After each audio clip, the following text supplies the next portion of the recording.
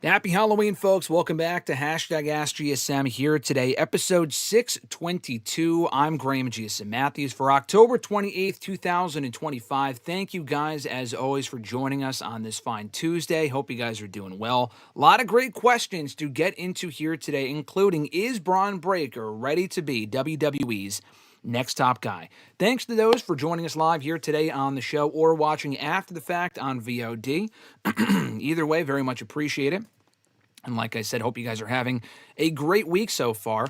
Got to shout out the channel members to start, as we always do. Alexis, Miss Mon Matthews, Dillon, DiGiacomo, Mrs. Renee, DJ Swerve1. Follow him on the IG at Swerve1, WON on IG. Daniel Malcolm at I'm Quarter on X. Mr. Marceau himself at RJ_Marceau on X. John Ritland right here on YouTube. Real Honesty with John Ritland. Richie as well, who I saw there in the chat a moment ago. Red Planet Wrestling here on YouTube. Find his content. Does great work as well. And last but not least, Average Grunt. Find him over on Blue Sky at gruntwrestling.bluesky.social. More information on how to become a WrestleRant All Access Pass channel member. Just be sure to check out the channel memberships down below. In the description box, you can find all the more information there. For only $5 a month, you get shout-outs at the beginning and end of every single live stream that we do here on the channel. You also get top billing on #AskGSM and WrestleRant Radio when you send in questions and topics for us to talk about here on the shows. Badges and emojis in the live chats, early and ad-free access to certain videos, and so much more. So check that out down below. All the support is greatly appreciated. Also, do want to mention this. Head on over to ProWrestlingTees.com. ProWrestlingTees.com/WrestleRant. Check out our store for the WrestleRant t-shirt, but we also have 2 holiday shirts, a Halloween shirt and a Christmas shirt. It is that time of year. Halloween's coming up on Friday. You will not get the shirt before Friday, obviously. If you want to check out that Halloween shirt designed by Alexis, you check that out over at ProWrestlingTees.com/WrestleRant. Link also available down below in the description box and over at WrestleRant.com, where you can also find all my other reviews, podcasts, videos, articles, and everything else. WrestleRant.com is the one-stop shop for all my content here on the channel and otherwise. And last but not least, if you want to send in a question to this very show, you can tweet me on the Twitter machine at WrestleRant with the hashtag AskGSM. At WrestleRant, that is, like I said. Find me on Facebook as well, facebook.com/Graham.GSM.Matthews. Drop a comment on the post I usually put up on Monday nights, if not on the wall itself. And last but certainly not least, drop your question down below in the comment section on this very video after we're done being live. I'll include your comments and questions in next week's edition. But if you are joining us live, I'll answer your question, excuse me, here live on the show. So that's really about it. My only regret is that I did not include a picture of the Halloween WrestleRant shirt from ProWrestlingTees.com. I'll try to include that for a Thursday show, maybe. But like I said, we also have Christmas shirts available, a regular WrestleRant shirt, and a Love Ziggler shirt coming very soon as well for those interested. If that shirt doesn't make sense to you, then you have not been watching our content long enough. But nonetheless, thank you guys for checking out the show and tuning in as always. All right, so give me a second here to pull up the chat. Everyone joining us here. Johnny said earlier, Bonjour, Breakker is beyond ready to be the top guy. I'll get to that in a little bit. Fernando, what's going on, brother? Richie also joining us. Zach saying National Chocolate Day. I mean, I like eating chocolate most days, so today makes no difference, but that is nice to know nonetheless. Richie also said, in my opinion, I think WWE should really consider changing his name to Braun Steiner. It's something that's always bothered me. Not sure how serious people can take someone whose last name is Breakker with 2 Ks. It's such a ridiculous name at this point where he's also used it for long enough. I think it's too late. Like, he has established his identity in NXT and now on the main roster as Bron Breakker. Even with the 2 Ks, like you said. It looks ridiculous. It sounds ridiculous. But we've also had equally ridiculous, if not worse, wrestling names in the last 20, 30 years. And honestly, older fans or even younger fans might find it to be the over-the-top wrestling name that stands out more, that sounds cooler, that you would expect from something as over-the-top as professional wrestling. John Cena is a regular name. But it feels like WWE has gone through phases in the last several decades where they have ridiculous names. And then So ridiculous, it's great names. Like, what the fuck does the Big Show even mean? You know what I mean? When you hear the Big Show, the fuck does that even mean? But he was there for so long, it was kind of synonymous with him, and everyone really knows who the Big Show is at this point. But, they also went through that phase where they allowed people to use their real names. John Cena, Dave Bautista, Randy Orton, among others. And it was great for that era. Not that we're really in an era now where people should or should not use their real names. There are some cases of that. There's other cases where they're completely made up names, even if they used a different name elsewhere. But I think Bron Breakker at this point, he's used it for so long. One, it doesn't really bother me anymore. And two, I feel like people they appreciate the alliteration. And it's also no longer a case where they're just completely ignoring his background as a Steiner. I mean, they mention it every chance they get. They fucking showed him on television with his father and uncle many times. So it's not even a case anymore where they ignore his history. That would have been cool when he first showed up in NXT. I completely agree. But I feel like we're so far into it at this point where it wouldn't really make much of a difference. And people take him seriously as it is. Dumb name or not, when you see that guy work or run the ropes the way that he does, people will take him seriously for that alone, or when they hear him speak. Johnny said, Jon Moxley has spent more time in AEW than WWE. I have seen that. I've seen someone say that before. That is interesting, and I guess it's probably true. I mean, on the main roster, yes. He was also in WWE, though, for a lot. Maybe that's including his developmental run. I'm not sure, but he joined the WWE main roster in November of 2012, but he was with WWE dating back to at least 2011. Maybe 2010, but definitely 2011, and he left in early 2019. So by that logic, he would have been there for about 8 years, 7 or 8 years. In AEW, he joined in May of 2019, and as of October 2025, that would be 6.5 years. So yeah, on the main roster, he spent 6.5 years. But in the company overall, he spent longer than that. But we will obviously surpass that point very soon, with him being in AEW even longer than he was ever in WWE overall, including his developmental run. Johnny said you should do a tier list on wrestlers, a tier list video on wrestlers who were successful in 2 or more major companies. Not a bad idea, but I feel like that's a very long list. I mean, you think of Moxley, you think of Cody Rhodes and CM Punk. I mean, really a lot of major names have been successful in 2 or more companies. I mean, it's not even really by modern standards like a AJ Styles. Like, we're also going back decades to people that spent time in WCW and WWE. And the amount of people that were successful in both companies, it's a very long list. I mean, Ric Flair, even before most, when he jumped between the NWA and WCW and then back, over to WWE, going back to WCW, back to WWE years later. Obviously, Hogan, Nash, Hall, who are all household names in WWE and then again in WCW. It's a very long list, so I'm sure I would leave names out unless someone else made that tier list already at tierlist.com and then I just put it together. Or I didn't put it together, but rather I just completed it. I just feel like there's so many names like that spent so much time in both WWE and TNA, or Ring of Honor and TNA, or Ring of Honor and WWE, that I would say a vast majority of either the current roster or most wrestlers in the last 2-3 decades alone, you could probably include in that category. But a good idea nonetheless. Nathaniel, what's going on, brother? I see the new profile picture. I think it's a new profile picture, but he said, my mom bought me a Tom Brady Patriots jersey. Very cool. Alexis's family, actually, they were at a Patriots game on Sunday for her brother's birthday. So I don't know if they won or lost, but They were at the game on Sunday, and I think they enjoyed themselves. Jordan, what's going on? He said, woohoo, my day off from work, and I can finally join a live session of #AskGSM. Jordan, what's going on, brother? Jordan always sends in questions pretty much every single week, a lot of great questions. I haven't answered his questions yet that he already sent in for this episode. He sent in one this week about my favorite casket match. But Jordan, great to have you join us live here on a Tuesday, a rare day off for you. Hope you're enjoying your day, my friend, and thanks for joining the show. Great to see you here in the chat. Nathaniel said, how long do I think Dom should be IC champion? Probably not much longer. I would love to see him lose it this weekend to either Penta or Rusev just because they've already gotten so many fucking title shots. At some point, one of them should probably win.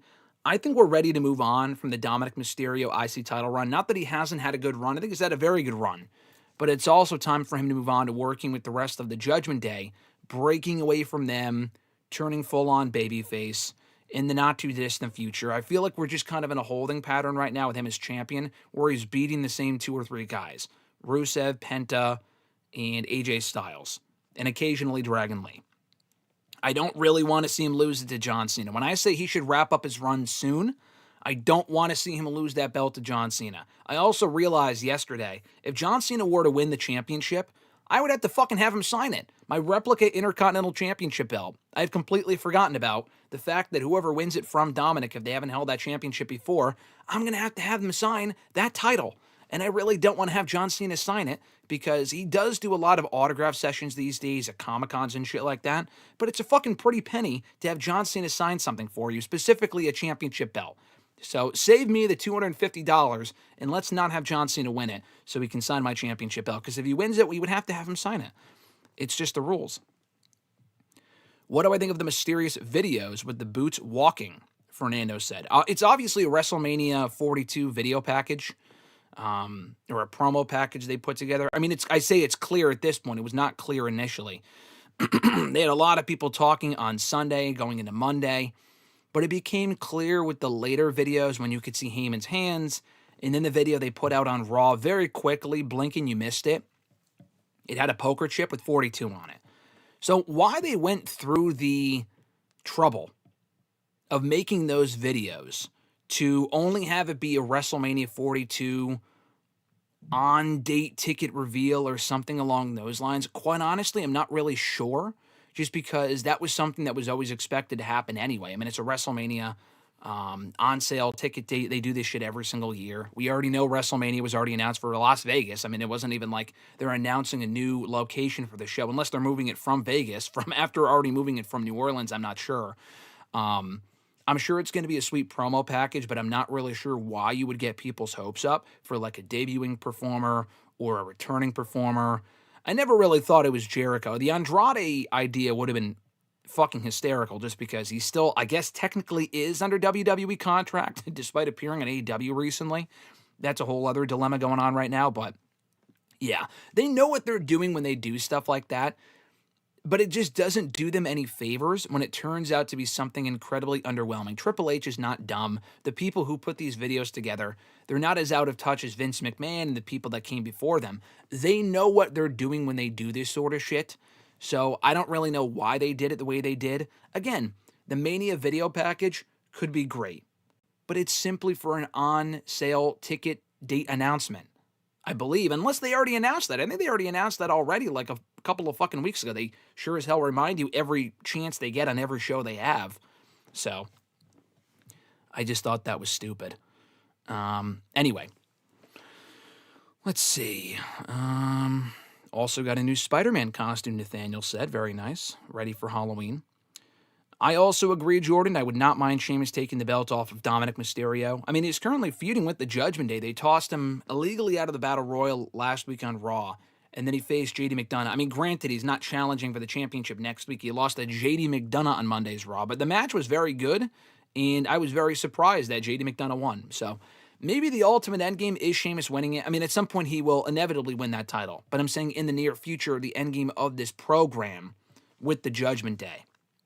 Maybe Dominic beats Penta and Penta and Rusev this weekend at Saturday night's main event. And then he goes on to lose it to Sheamus at like Survivor Series or some other point within the next month or two. I'm not exactly sure. But I would love to see it.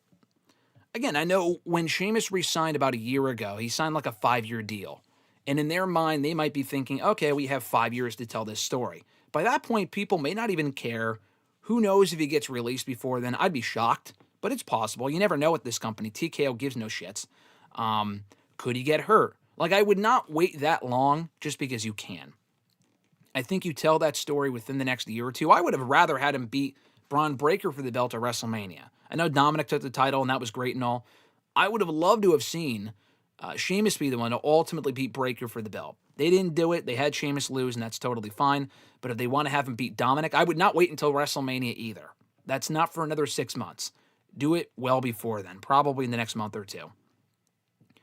Fernando asking, did you see Welcome to Derry yet? Yes, actually we did. We watched the first episode the day that it premiered on Sunday. Great show.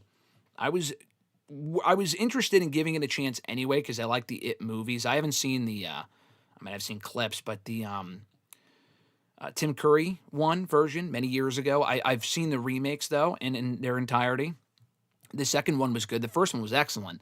So I was really curious to see what they would do with the show. It's an HBO Max show. Typically, those shows are very good. It's not like a like Chucky, for example. A lot of people love that show, the Peacock USA Network show.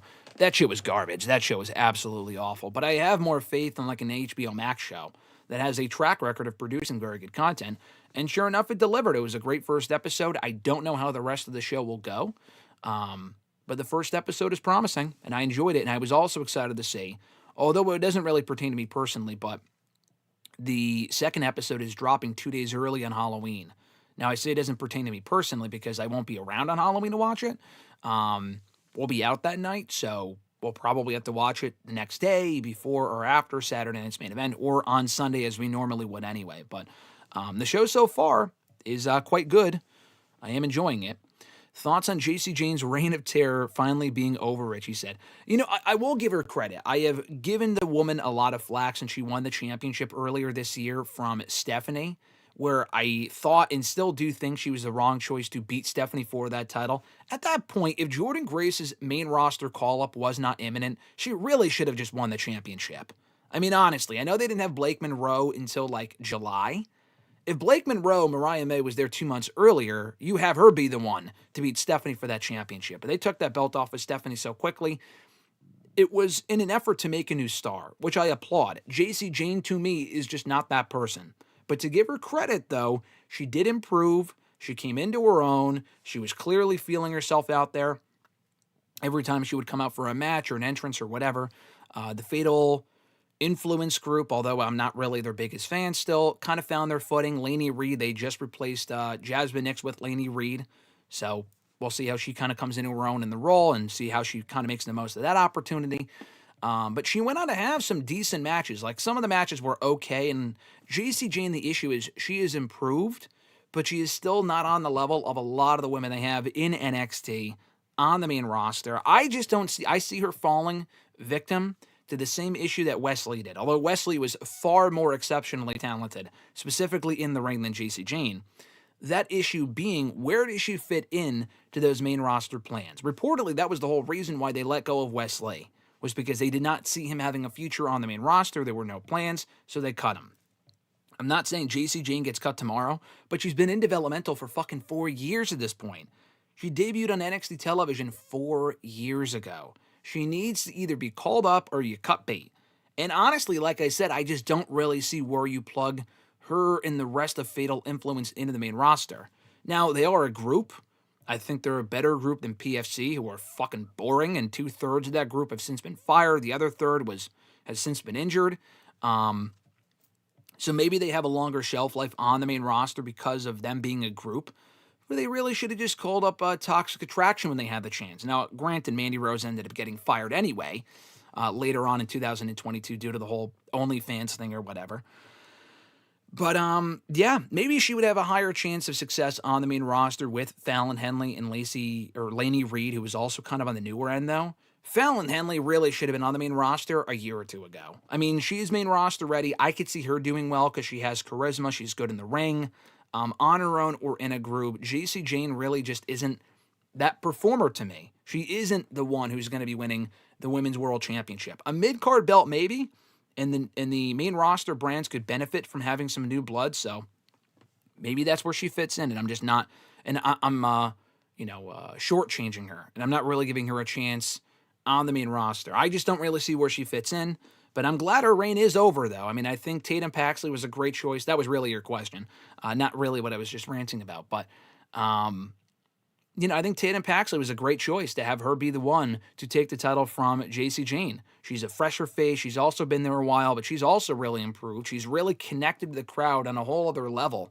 And she's got a great character. Reminds me of Victoria a little bit when she was crazy years ago, and Daphne as well, actually. And shades of her and her character. You could see a lot of Daphne in Tatum Paxley. And she really found her footing in that character, and I'm glad she won the title. I don't know how long this reign will last. They're doing this whole story with Izzy Dame right now, and I could see Izzy Dame costing her the championship on the Sooner side. She could fucking lose it tonight for all we know on NXT. I don't really want to see that, but she had that moment, though, and it was a great moment at Halloween Havoc when she won it. Johnny said, Mercedes Moné has to be the best women's wrestler to have been in 2 major companies. Yeah, probably. I mean, thinking about it off the top of my head, I mean, other than Toni Storm, but Toni Storm did not have a whole lot of success in WWE. In NXT UK, she did. In NXT, she was fine on the main roster. She lasted fucking 3 or 4 months before she left. Maybe 5 months. But, you know, Sasha Banks reached the pinnacle of AEW or of WWE. She headlined WrestleMania. She was among the first women's matches to headline a WrestleMania. Not the first, but among the first.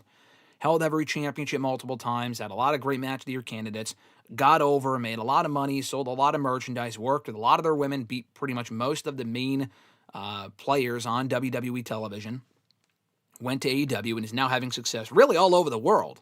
I mean, not just AEW, but like CMLL, she's the women's world champion right now. She just won a title from Ring of Honor, which doesn't really matter, but she still won it. She has all these other indie championships.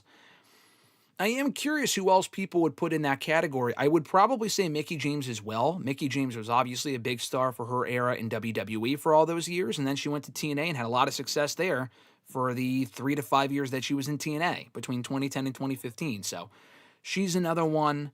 It would have to be WWE and TNA, because Ring of Honor didn't really have a women's division until recently, until the last few years. I mean, Athena might be another one. She didn't really have a whole lot of success in WWE, so I guess she wouldn't really count.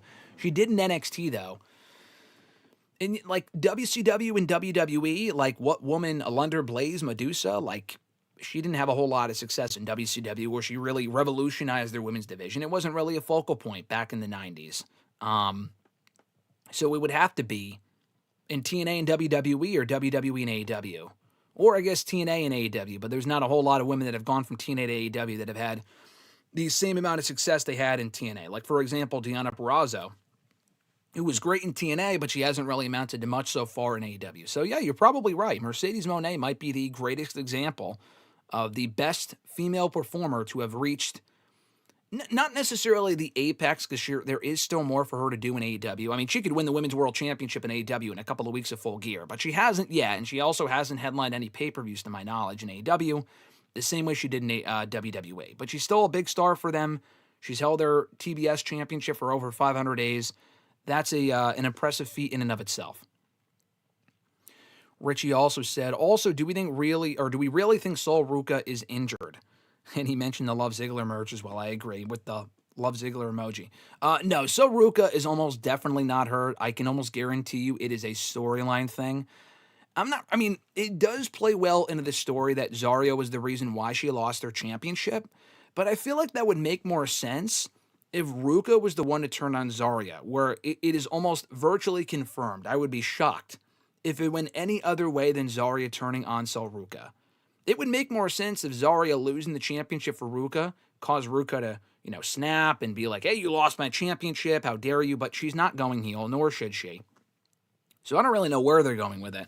But if she's not actually hurt, it would have meant more for Blake to beat Sol Ruca. I mean, it's not like Sol Ruca's undefeated. She's lost a lot of matches in NXT, so she very well could have gone in there and gotten pinned by Blake Monroe. They already did Blake Monroe and Zarya on NXT TV like a week and a half, 2 weeks ago.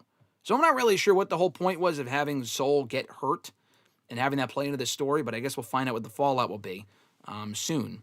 And they hurry up with the split, and they have Zarya go heel. It's not as imminent as some other things NXT and WWE should be doing, but they also should not be waiting another 6 months to break up Sol Ruca and Zarya, in my opinion. Nathaniel said, I would be happy with Sheamus beating Dom as well. I agree. Johnny said, will you make a New Haven Pizza t-shirt? No, but New Haven Pizza is better than New York Pizza. Sorry, Johnny. Facts are facts. Jordan said, I'm still surprised they actually had Tatum beat Jay-Z. I did not think they were going to do it. I was so happy. Yeah, I was shocked. I mean, I did not watch the show live. I watched it a few hours after the fact. I shockingly avoided spoilers. And I don't, go out of my way. I won't go on X or social media, whatever, after a show is already aired that I intend on watching that I don't want to be spoiled for. But sometimes it's just like instinct where I put on Twitter by accident or I go on a certain website by accident that would have results from these shows where I would see a picture of Tatum with the title. I did not do that. I mean, I did not subconsciously spoil myself, thankfully. So that was a shock when I saw her win the championship. I was not expecting it. That was a pleasant surprise. Let me backtrack a little bit here in the chat. Butch was awful for poor Pete Dunne. As far as names go, yeah, that name was fucking terrible. The fact it lasted as long as it did is even worse. Would you place bets on WWE and AEW events? Never. I mean, even when you think you know what's going to happen, and a lot of these shows can be extremely predictable, they could switch on you on a whim just because they feel like it. Just because, you know, it's pro wrestling and they can change the outcome on a whim. So I would never put like real money on a WWE or AEW show unless it was just for fun. On a similar note, any thoughts on the NBA gambling scandal? RJ and I actually talked about that last week at the beginning of WrestleRant Radio when the scandal first broke. I had no idea about it. I saw more about it on Twitter after the fact. But, yeah, we had talked about it in the moment, and I was kind of, I didn't really know what was going on, what it was about or whatever, but reading more about it, it seems pretty insane. I guess that was bound to happen, though, when you get involved with, like, the whole betting thing and you encourage it for your league. Not a great look for the NBA. Top 5 worst wrestling names, Fernando asked. Oh, I don't know. I mean, Dolph Ziggler is certainly fucking up there. Dolph Ziggler is a terrible name. We just got used to it because he was there for so long. But Dolph, like fucking Rudolph, and then Ziggler, like what is that? I mean, what is that name? Awful name. Butch is also up there. Lucky Cannon, like a lot of those WC or FCW early NXT names. Eli Cottonwood, what the fuck is that? They've had a lot of dumb names, and I think the worst names probably come from that era of WWE when they were legitimately just putting names through a fucking generator, and that's how they came up with your new name. What was Bray Wyatt's name before Bray Wyatt? Husky Harris? That was another fucking stupid name. I mean, some of the worst names ever probably come from late 2000s, early 2010s WWE. Developmental. Richie says, including developmental, Mox was in WWE for a total of 8 years. Okay, so if you include developmental, Mox will break the record in AEW for how long he's been in AEW.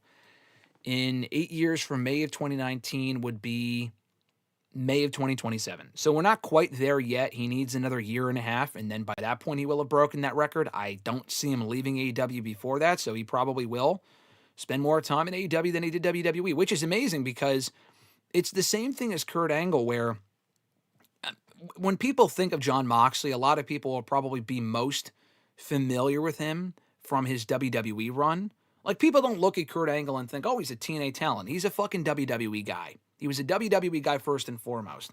But he spent more time in TNA than he ever did in WWE, which is pretty incredible. And also had a lot of kick-ass matches in TNA as well. Give me Backshot Solomonster. Always loved the name. He said, thoughts on the Jade turn and what happens from there. I thought the turn was well done. It was well overdue. Specifically because the whole Tiffany Jade feud was very stale. I've mentioned that before. Something needed to happen in that division. Jade has also fallen short of winning that championship 3 times now. At SummerSlam, on SmackDown, and a one-on-one match, which was like ended in a draw or a double countout, whatever. Which I actually really liked that match way more than the SummerSlam match. And then the triple threat with the botch finish. That Tiffany was always supposed to win, but like the way they executed it was botched and it came off terribly.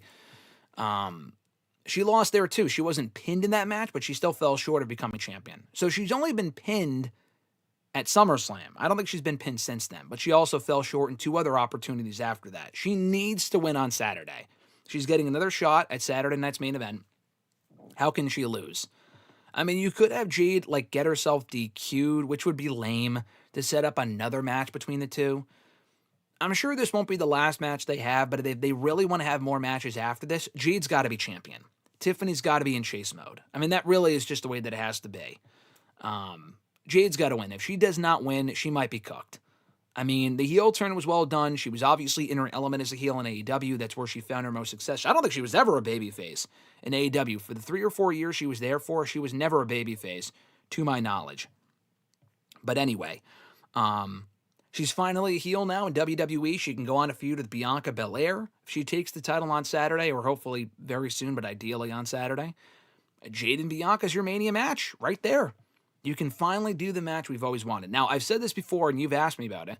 I would have turned Bianca, but Bianca's not around right now, and they had to do something, so turning Jade heel is a step in the right direction. Nathaniel said, if Jade wins on Saturday, I wonder if Bianca beats her. Well, there you go. I thought the same thing. I just said that. I think Bianca would probably beat her at WrestleMania. That would be my guess.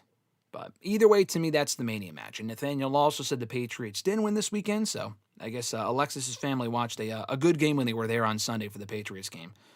Fernando said, what was the first spooky character you saw in 2008? In wrestling, the Boogeyman. I said this to... So I did a WrestleRant ranks video yesterday, ranking the spookiest characters in wrestling history. It was a tier list I found on tierlist.com, and the Boogeyman was on there. And honestly, the Boogeyman creeped me the fuck out when I first saw him in WWE, when I first started watching wrestling in 2008. Now, I was 13 at the time, so it wasn't like I was, having nightmares about the Boogeyman, but the vignettes and shit they were doing for him scared the shit out of me. They scared the shit out of me. And he looked awesome, too. Like, his in-ring ability always left a lot to be desired, but as a character, I always thought Boogeyman was super fucking cool. And I was very sad when he got released the following year. But easily, like, way more than Taker or Kane or anyone else, the Boogeyman was really the first wrestler to spook me, scare me, creep me out, whatever. Just because of the whole eating worms thing, and specifically the vignettes and the way they aired them and filmed them, it frightened me a little bit. I'm not going to lie to you. As a 13-year-old. Johnny said, who were some names that were great in one company but were bad in another? I mean, that's probably even a longer list than the other list of people who have had success in both companies. Bret Hart is one, and through no fault of his own, in WCW, they completely fucking failed him. I mean, he went to WCW and he was completely a bum. I would say Goldberg, but Goldberg had a lot of success in WWE. He won the World Heavyweight Championship. He went on to win the Universal Championship twice in the last 10 years. He became a big name in WWE, so I wouldn't say him. But Braden Walker, remember him from TNA? That was his WWE name. But Chris Harris, he was one that was very successful in TNA, came over to WWE, got fired within like a month. They put him on ECW. He had a bad match. He may have had a second match, but his first match sucked so bad they fired him soon after. Him, Karma, through no fault of her own, I think. You know, she had the miscarriage, I think. And the former Awesome Kong. She was amazing in TNA. Gail Kim's another one. She won the Women's Championship in her debut, but she never really found success after that, and she was gone from WWE within a few years, I think, and she was a way bigger star for the women's division in TNA. But she even came back to WWE in 2008, 2009, and it was like, okay, you know, she had a lot of success in TNA, and let's take a chance on herself and going back to WWE. They, again, did nothing with her. She never won gold. She was treated like a loser, and she amounted to nothing over in WWE as well. So she would be another one. And I like Gail Kim. She had a lot of success in TNA, but in WWE, she was not remotely as successful as she should have. And I mentioned Toni Storm, where she did well in NXT UK and on NXT, but on the main roster, she was only there for a few months. They did nothing with her. She had that terrible feud with Charlotte, and then she just quit and never came back. So there's a lot of examples of that, I would say. Tyson Tomko, if you know, you know, Richie said. Great in one company and bad in another. I mean, I'm not familiar enough with Tyson Tomko's run in TNA and WWE to really... I mean, was he really all that successful in either company? He did do some stuff that was memorable, but was he really all that successful in TNA either? I'm not really sure he ever really lived up to the potential fans saw for him over in TNA either. Top 5 Halloween Havoc matches, Fernando asked. I don't know. I mean, I haven't seen all the WCW Halloween Havocs to say, but I could tell you off the top of my head. DDP and Macho Man, Goldberg in DDP, and Rey Mysterio and Eddie Guerrero. I think I've seen all three of those from WCW's Halloween Havoc era. All three of those matches are awesome, specifically Rey and Eddie. I mean, that's one of the greatest matches of all time, I probably would say, specifically for Rey Mysterio. So those would be top 3. If you include WWE, they've been doing Halloween Havoc now in NXT since I want to say 2020. What have they done, though, in Halloween Havoc and NXT that would stand out as being like, oh, this amazing match? I'm not really sure. I'd have to think about it. Like, no matches from this year's Halloween Havoc. I don't remember any major matches that happened on last year's Halloween Havoc that would stand out as being like the best in the event's history. I'd have to really think about it, but the three I mentioned from WCW back in the day would probably lead that list, though. Johnny said, Gen V finale was great. Can't wait for Season 5 of The Boys. I agree. I really liked Gen V Season 2. I talked to two people in recent days that were not as big of a fan of it. They didn't really enjoy where it was going or the ending. I thought the show was great. I may have enjoyed it more than the first season, but, I don't really care about the other spin-offs. I didn't really think I would care about this spin-off either, but it ended up exceeding my expectations. And I think it segues really well into The Boys, coming off the last season of The Boys, going into the next season of The Boys, which I'm really looking forward to. So, yeah, I enjoyed Gen V as well, and I thought the finale was really good. I didn't really like, I won't spoil it for people who haven't watched it yet. I agree with the general consensus, which I believe is the general consensus, that the main bad guy of the show, it was kind of getting going before they abruptly stopped it. And I won't say more than that, but I feel like that could have been a bigger storyline or could have gone further than it did. It was kind of like over in one episode. But other than that, overall, I really enjoyed the season. I also enjoyed that finale more than Peacemaker Season 2, which I thought Peacemaker Season 2 was overall excellent, even better than Gen V. But the finale was not, it was kind of a swing and a miss. Not terrible, but definitely disappointing for Peacemaker Season 2. Richie said, what an absolute waste of mystery and intrigue for a stupid-ass promo. Talking about the Mania promo, I know. The vignettes they had created all the buzz and the intrigue they created on social media. What an absolute waste. I agree. Richie said they had to know people were going to get upset. I mean, they have to know. I mean, they're not dumb people, like I said. They know when they put something out there like that is as cryptic or as mysterious or as whatever as it is, you got to know that it's going to get a lot of attention and people will assume it's for a debuting or returning wrestler. I saw everything from Jericho and Tony D'Angelo to Santos Escobar and fucking Gunther. I mean, I saw some of the craziest takes, rather. Even Andrade, I said that too. It would be funny for Andrade, just the idea of Andrade going from WWE to AEW back to WWE within a matter of months. It would be funny for that alone, but it obviously was never going to be Andrade. AJ Watson, what's going on, brother? Thanks for joining.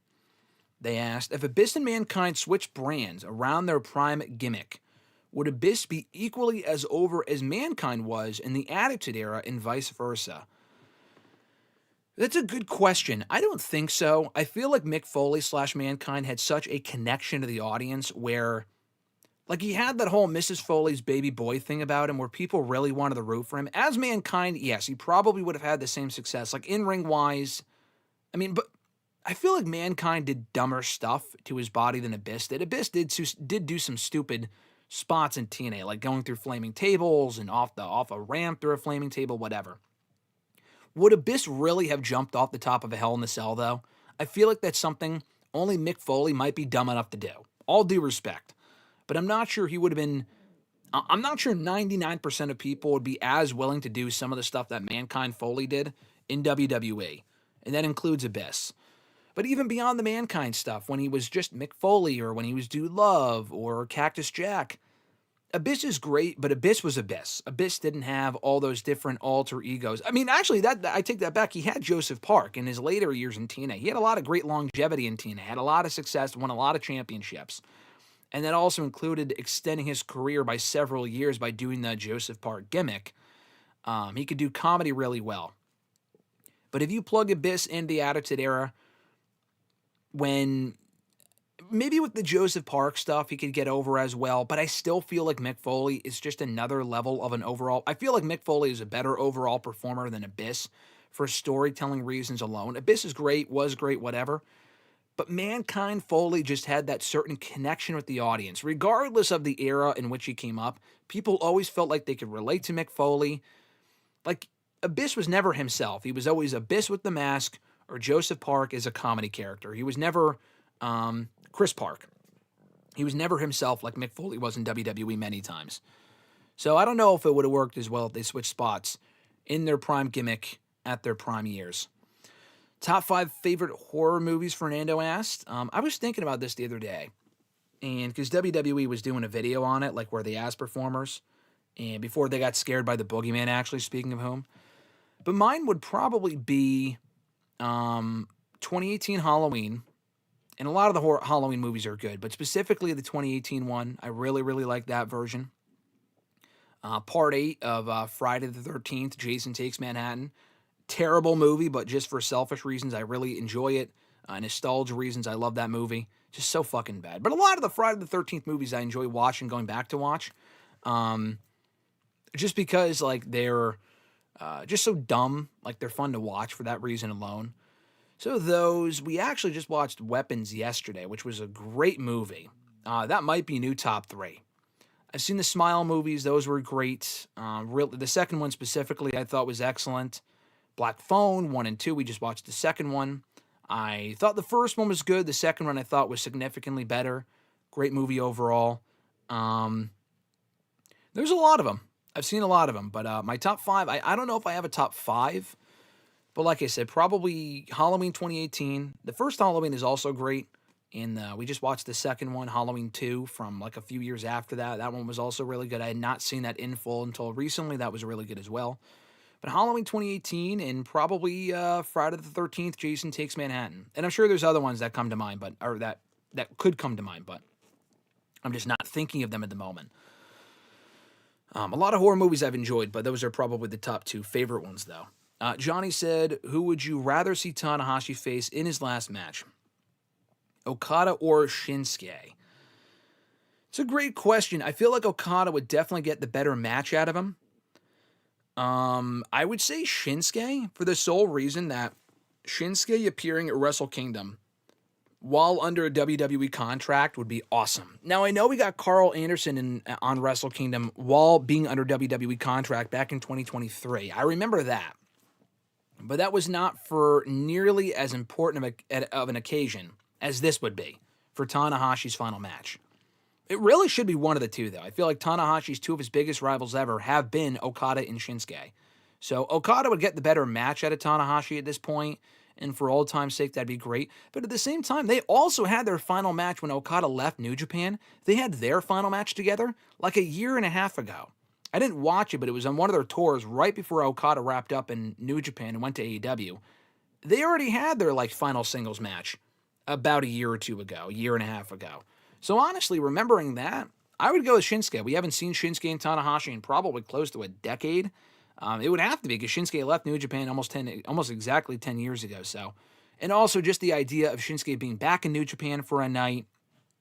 He's done other stuff in Japan with Pro Wrestling Noah and other promotions, I think, in the last few years, but not in New Japan. I feel like it'd be really cool for that alone. Johnny said Homelander is going to be in a new show called Welcome to Derry. Oh, spelled Dairy. I get the joke there. Fernando said most disturbing birth I've ever seen was that mutant baby. That was crazy. Talking about the It show? Yeah, that was very weird. Very weird and very disturbing, but in a great way. It would be another one, by the way, the 2017 It movie. I really liked that movie. I thought that was great, too. And I might even throw See No Evil on there. Not a great movie at all, but I've watched it so many times. For repetition reasons alone, I probably would throw See No Evil on there. It's a guilty pleasure despite being a bad movie, actually. So I forgot to mention that earlier. Fernando also said, JC's title reign was a joke. Thank God it's over. I mean, honestly, I would have said that a few months ago. She did end up improving and having some quality championship defenses. And I was ready to call her the worst NXT Women's Champion of all time. I don't know if I'd go quite that far. She ended up coming into her own in the role. So she's certainly not among the best NXT Women's Champions they've ever had. But, she ended up having a pretty decent run, and I wouldn't call it a joke. I would have a few months ago. I mean, the idea where she was saying, I'm not the most beatable champion, although she fucking was, because she did get beat half the time in tag team matches and shit. I would still call her a beatable champion, but she was not a joke of a champion, the way I probably would have called her a few months ago. To give her credit where it's due. Backtracking a little bit, Johnny said, do you want to see Wesley in Ring of Honor? Sure, but I feel like he's above Ring of Honor. He's just so talented. He might end up there. I'd rather see him in AEW, but doing what? I feel like they already have so many people who fit that mold of just being so great in the ring, doing a lot of the stuff that he can do. I don't really know what he does in AEW. Unless the Rascals go with him and they chase the trios titles, that could be interesting. and maybe he can get a run in like the TNT title picture or something like that. That would be interesting. I feel like he's above Ring of Honor. Going back to TNA, I mean, maybe, but he's already appeared in TNA. Even recently, when he was in NXT, he was doing stuff in TNA, and I feel like that's above him too. I don't know where else he would go, like MLW. I'm not really sure. Ring of Honor would be fine, but Ring of Honor is such a fucking afterthought at this point. I feel like that'd be a significant step down for Wesley, just considering what he's still capable of. Jordan also said, hopefully Wesley reunites with the Rascals in TNA now. He could, but like we've already seen them work against each other. We saw the reunion recently in NXT about a year ago. So it's nothing that we haven't already seen. And then what's even the end game there? Them winning the tag titles? Like, I don't know. Again, like I said, been there, done that. They've been tag team champions in NXT. A different version of the Rascals have been champions in TNA. They've kind of, even the other members of the group have really done all they can do in that company. It might be time for all of them to move on and not to WWE. It sounds like they might be headed to AEW. I know Sean Ross Sapp wasn't reporting they were going to AEW. Someone just asked, could they go there? And he said he hadn't heard of any real interest from AEW, but they're also not free agents, so who knows? I mean, Wesley is, but not until his non-compete is up extremely soon. Richie said, where on earth is Thea Hale been? NXT has had so many women under that umbrella. There really is no shortage of stars that they can utilize, but I feel some of them get a bit lost in the shuffle. Yeah, what bothers me about Thea Hale, I think, first of all, to answer your question, she's been on Evolve. I don't watch Evolve. I've seen clips of people asking, like, I've seen her, like, on Twitter in clips on Evolve, and I've seen people respond to these clips saying, you know, why isn't she on NXT? Why is she on Evolve, you know? What bothers me about the Thea Hale situation is that she was gaining real momentum in NXT as part of the Chase U stuff. I did not care for most of the Chase U shit. I thought it was kind of cringy and just not really all that entertaining. But she herself got over. She really improved. Had some really good matches with, who was it? Definitely Roxanne, but who did she work with for the championship? Oh, Tiffany Stratton. She had a really good match with her, at least one or two of them the year prior. And they worked really well together too. They did not capitalize on those performances at all. She's probably had, 5 matches on television this year? She has barely been utilized, and I honestly have no idea why. I'm kind of shocked they haven't already cut her. Just because they don't have any plans for her, then why is she still there? I don't want her to get cut, but I'm just saying. Jordan said, let's see. Maybe also Victoria Tara for success in both WWE and TNA. Oh, yeah, I mean, Victoria also did well in TNA. You're right. Won that Knockouts Championship a lot in 2009, 2010, 2011 maybe for a little bit. And she was in TNA for about 4 years. I think she left in 2013. So, yeah, I would include her in that conversation as well. I would say Mercedes is a bigger star doing more in AEW than Tara did in TNA. But I would also put Victoria in that conversation, sure. Nathaniel said, do you think we'll get Cope and Christian versus the Young Bucks eventually? I would be shocked if we didn't. So definitely. At some point, I think we will definitely get that match. Johnny said, do you prefer a wrestler to spend all their time with one company or 2 companies? It's a good question. I think it kind of depends. I think building up a career in one place as a wrestler makes the most sense. But at the same time, you've also had a lot of people go from place to place to place. AJ Styles was in TNA for 10 years. He's been in WWE for 10 years. He also spent some time in Ring of Honor and New Japan. You get more experience that way, so probably in multiple companies. But it's not as if, the difference there with him leaving TNA, that was more of a financial thing. If it wasn't a financial thing, he probably would have stayed. There are people that are in certain companies for their entire career, and that's totally fine. Kofi Kingston has never known anything but WWE. He was doing indies, I'm sure, before that, but he joined WWE 17 years ago and has never done anything else because he's been in the company the entire time. Now, with Kofi, would he have gone to AEW or TNA and done well for himself? Probably not. I just don't see Kofi being anywhere else. But, certain people I could, like Kevin Owens or a Sami Zayn, had they left a few years ago, they could have gone to AEW and done well.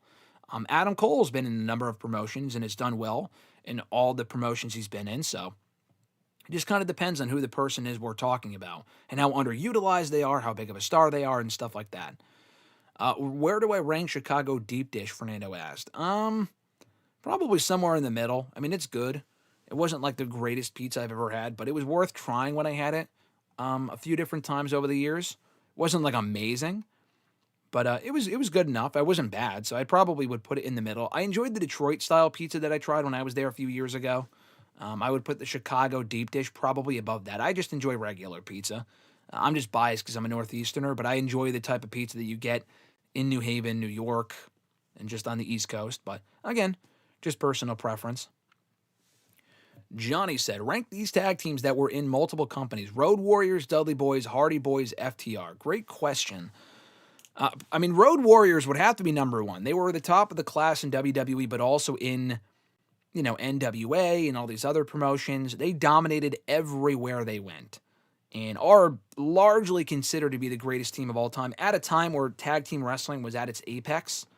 So, like, all these other teams are great, but they've also had success at times where tag team wrestling was not taken as seriously.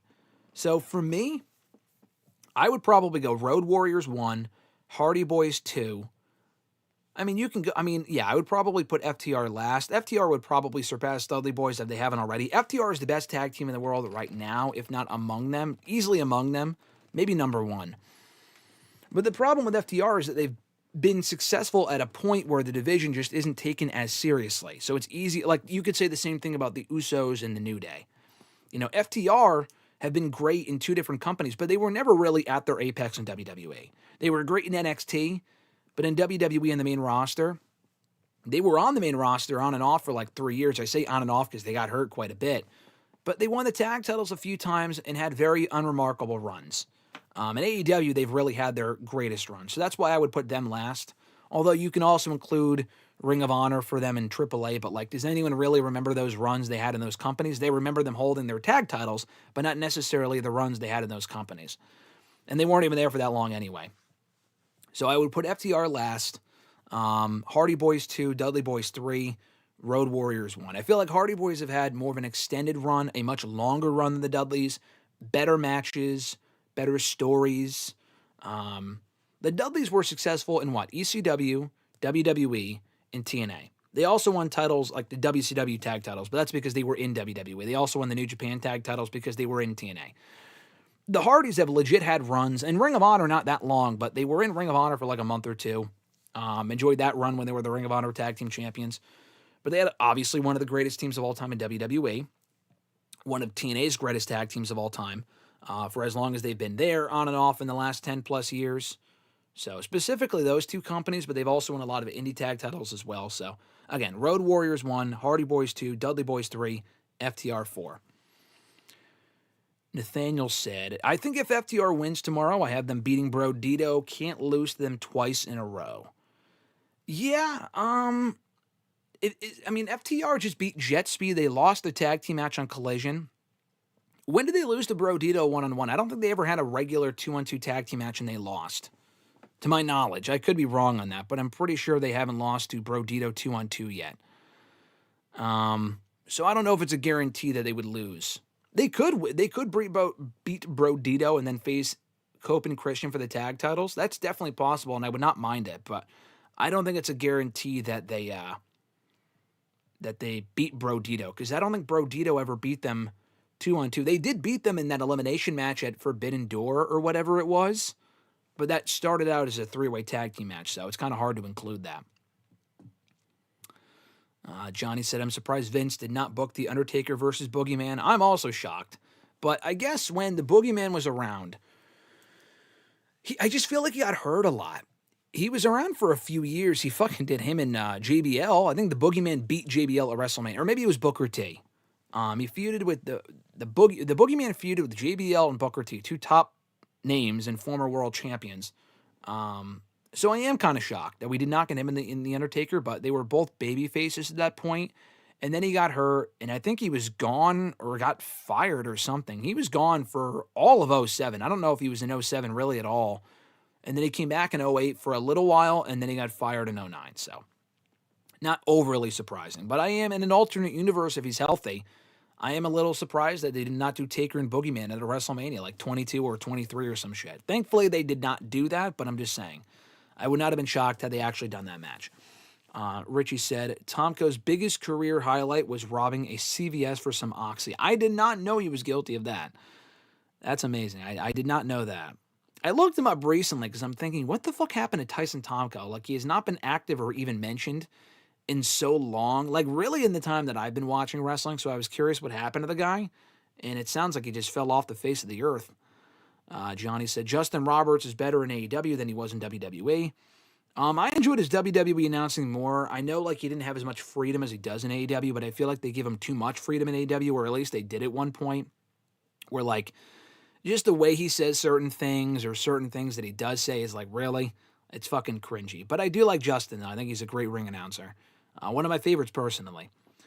Johnny said, Ray versus Eddie still the best Halloween Havoc match to date? Oh, easily. I mentioned that earlier.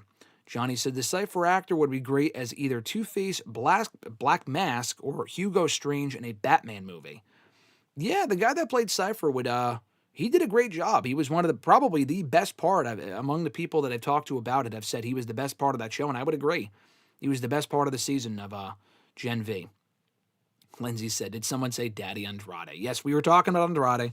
Andrade was in the, we mentioned Andrade earlier. Lindsay, what's going on? Thanks for joining. She also said Halloween's a classic. It is. It is. I mean, both of them. The 2018 one I love. The original one is a legit classic. I don't know if I would call the 2018 one a classic, but the 2018 one is one of the best remakes I've ever seen. And it's not even really a remake. It's like a legacy sequel. Like, it takes place after the events of the first two. Not even the first two. Actually, just the first one. The second one, they don't make canon.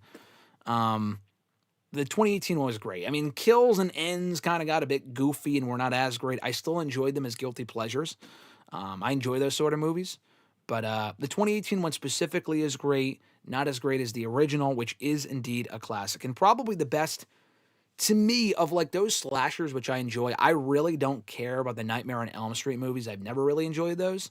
It's never really been my thing. I would put that 3. I've seen like the original Friday the 13th. That was pretty good. The original Halloween has them all beat. Like, it's an actual movie. If you want a fun slasher, I mean, Halloween is a slasher. Friday the 13th is more dumb fun. Halloween is like an actual great movie. Or, I mean, Friday the 13th is like dumb fun. Halloween itself is like an actual great movie. To me, in my opinion. Or at least the first one is. Johnny said, I think Jon Moxley and Darby Allin would have outdone Mankind. Yeah, with some of the shit they've done recently, you're probably right. Johnny said, as a New Yorker, I love Jason in Manhattan. There you go. I'm not even from New York, and I enjoyed that movie because it's so fucking ridiculous. Let me backtrack a little bit here. Johnny said, Taz WWE versus Mike Awesome WCW for the ECW title was an unreal moment. Yeah, I talked about that. Oh, no, did I mention that? I did a champion versus champion article for Bleacher Report recently about the best, I mean, that wasn't champion versus champion. That was company versus company for another company's title. So I guess it didn't technically count, but I did do an article recently for BR ranking the best champion versus champion matches in WWE history. You know what it was? It wasn't that match. That was a historic match, obviously, like you mentioned, but it was even made more historic by the fact, not that match, but Taz's more historic match was when he faced Triple H for the WWE title while he was ECW. Or no, I don't even think it was for the WWE title. It was just WWE champion versus ECW champion. That was a really big deal. I put that match on the list. Even though it's not like an amazing match, it's a very historic match and one of the more memorable champion versus champion matches in WWE history.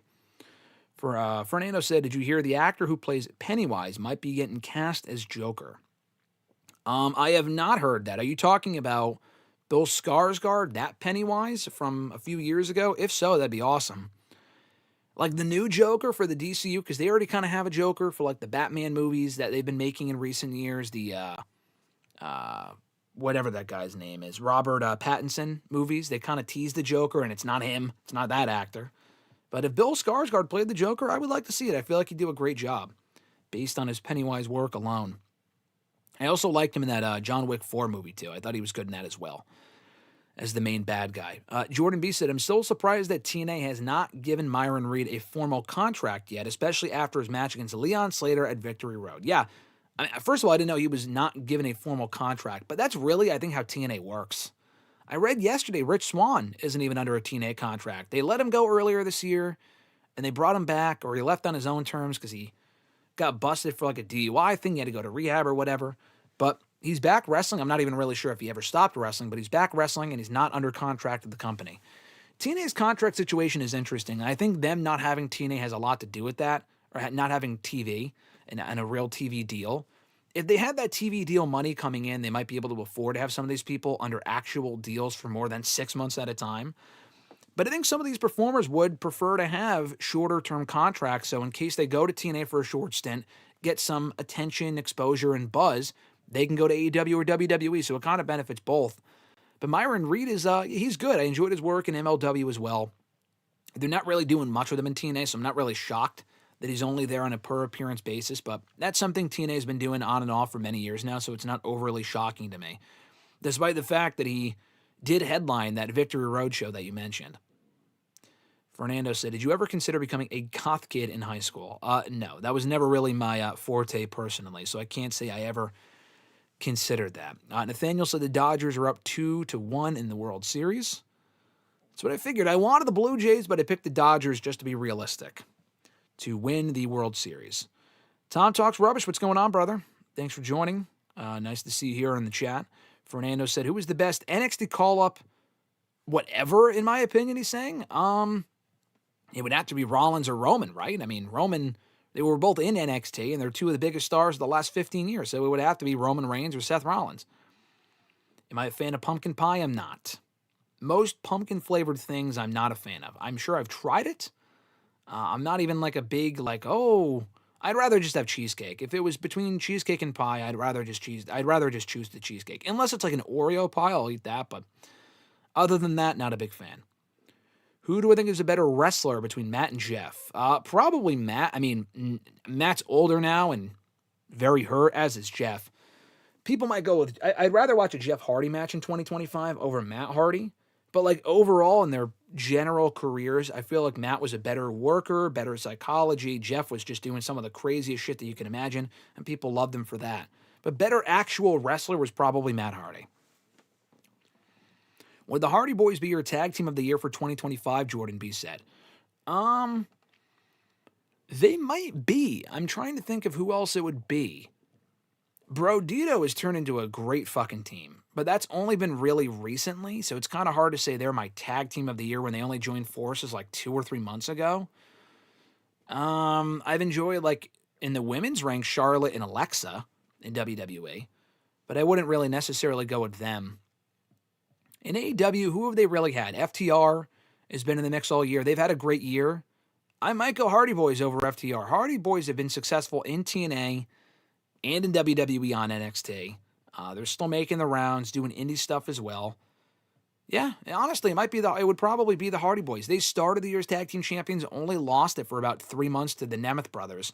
Before getting it back at Slammiversary, they're still the TNA tag team champions. They held the NXT tag title for fucking 2 weeks. But still, they were NXT Tag Team Champions for 2 weeks, which was historic. So, yeah, probably the Hardy Boys would be my tag team of the year if we're considering all of wrestling. I'm not sure what other team comes close. The Young Bucks have had a good year as well. I'll give them credit. Their kind of reinvention with the whole Broke Bucks thing has been entertaining. I think they've done a great job together. But, I would still probably go Hardy Boys. Millennial Noob, what's going on, brother? Thanks for joining. He says, hello, Graham. Johnny said FTR versus Omega and Hangman, or FTR versus Jay and Juice. Okay, so FTR versus Omega and Hangman, or FTR versus Jay White and Juice Robinson. Jay White and Juice Robinson from 2023 on Collision. Fernando said, Brodito beat FTR for the tag titles, I believe. They did in a 3-way match with the Hurt Syndicate. So again, they beat them. They eliminated them. But it started out as a triple threat. So I don't think we've ever seen Brodito versus FTR 2-on-2 straight up, to my knowledge. Fresh Fly, what's going on, brother? Thank you for the questions, which I'll get to momentarily. Thank you for joining us live. He said, I watched your video on the Cruise Control podcast. What is that channel? Is that like your second channel? No, that belongs to my friend Randy Cruz. He is great. First of all, thank you for checking out the video. I am unable to appear frequently on a show as much as I used to be on, but we've been doing a podcast together for the last better part of a decade, and I was on recently with him to talk Raw and some other stuff. So I did share the video on the channel a few days back, I believe, and we just chatted about whatever was new in wrestling, coming off of Raw that week and some other shit and whatever. So, yeah, check out Randy's channel. He also goes live pretty much after Raw and SmackDown every week. Sometimes with me, rarely with me, but usually with some other fine folks talking Raw and SmackDown and the pay-per-views and stuff like that. They just went live last night after Raw, I saw, talking about Raw last night and some other great topics. But Randy's awesome. Great content creator, great host. Check out his channel and subscribe to him as well. And if you do, you might see me pop up occasionally to offer my 2 cents on whatever's going on if I'm available. Jordan said, I think the last match Boogeyman had before getting released was against Kane, I believe in ECW. Yes, it was. Yes, it was. I remember that very vividly because I didn't watch ECW live at that point. I would watch it like the next day before school. And I liked the match. The match is really nothing notable, but I thought it was cool that you would get these two scary characters against each other. Now, they did it in fucking March of 2009, but the Sci-Fi that same night was airing See No Evil on their channel. And I thought that was cool. They were having basically Jacob Goodnight face the Boogeyman in WWE. That was like a dream match, even though it really wasn't, obviously. But I thought that was cool. And I always thought Boogeyman's sell of the choke slam in that match, I always thought was awesome. And then he got fired literally like the next day. Literally like a day later, he got fired. So I remember that match very well, very vividly, because it was the same night they premiered See No Evil on ECW, or on Sci-Fi after ECW, I believe. Johnny said, Rob Van Dam, the best wrestler to have been in ECW and WWE. In those two companies specifically, I mean, the best wrestler, no. I mean, Jericho was also in both companies, but RVD had more success than Jericho did. So, I mean, as far as the most successful in both companies, yes. The best wrestler, period? No. I don't think so. I mean, Stone Cold Steve Austin was also in both companies. I would put him above Rob Van Dam, but he didn't have the most success in ECW. So if you're talking the most success in both companies, the answer would be Rob Van Dam. You're correct. Specifically for the ECW work that he did. Fernando said, do you think there's a chance Bronson becomes the breakout star of the Vision, the way we all thought Randy was going to be out of Evolution, but it ended up being Batista? I don't think so. I think it's going to be Bron Breakker. I think it'll be Bron Breakker. Bronson Reed's great. I love Bronson Reed. I really want him to be successful as well. But I would be shocked if Bronson Reed went on to be a bigger star than Breakker, who was also significantly younger than Reed. Who's not old, but, I mean, he's definitely younger than Bronson Reed. So I don't see that happening. Noob said WWE's put out a video package of Asuka, A Decade of Dominance, and it's pretty much a jab at Goldberg. But to me, I thought it was a good way to honor her legacy. I don't think it was intentional to take a jab at Goldberg. I mean, the Goldberg thing happened a few days ago. They start putting those video packages together like a week in advance, I would have to think. So I don't think they did that to be like, hey, Goldberg, like, fuck you for disrespecting Asuka. I don't think the company cares. Asuka even came out publicly and said she doesn't care about what Goldberg said. It was a dumb thing for him to not even really necessarily say, but more so the way that he phrased it, just being so flippant and dismissive of Asuka's accolades, and oh yeah, some Japanese girl broke my undefeated streak. It's like, all right, come on, like let's be a little bit more, accepting of the accolades that Asuka's had. He was a far better worker than you'll ever be or ever was. But no, I don't think they did that to take a jab at Goldberg. It definitely came across that way, though. I thought it was funny, and it's well-deserved. I mean, she's obviously had a great 10 years in WWE, so certainly well-deserved. And it's not like it came out of nowhere. She did debut in WWE 10 years ago this month, so it did make sense to put out that video package last night when we didn't really see a whole lot.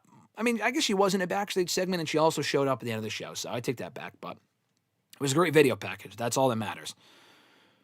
Nathaniel said, who's your favorite Joker and who's the worst Joker? I mean, of the ones that I've seen, Jared Leto was terrible.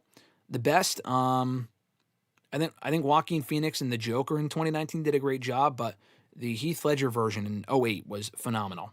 So easily, that's my favorite Joker.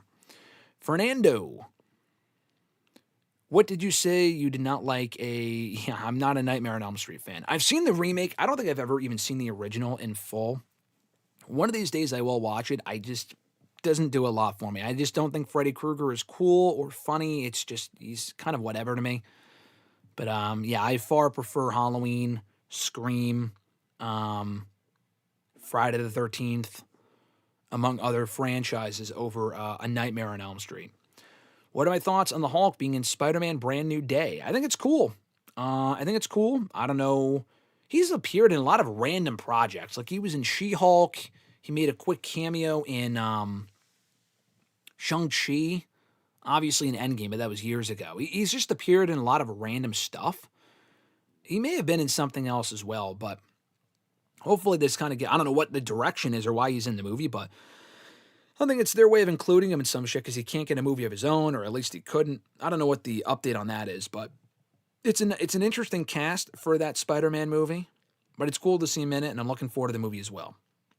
Johnny said, great list on Bleach Report. Thank you, Johnny. I appreciate that. Thank you for checking it out. Johnny said, is HBK versus Scott Hall still the best ladder match? Yeah, probably is from WrestleMania 10. I mean, it set the standard, and we've seen a lot of crazier ladder matches since then, but it's almost impossible to top it nowadays because we see them so often. And so many of the ladder matches we've gotten in the last number of years and recent years have all blended together because of that. So yeah, I would probably still go with HBK and Scott Hall. Usually the first is the best, and I would say the same thing as well applies to the best ladder match in wrestling history.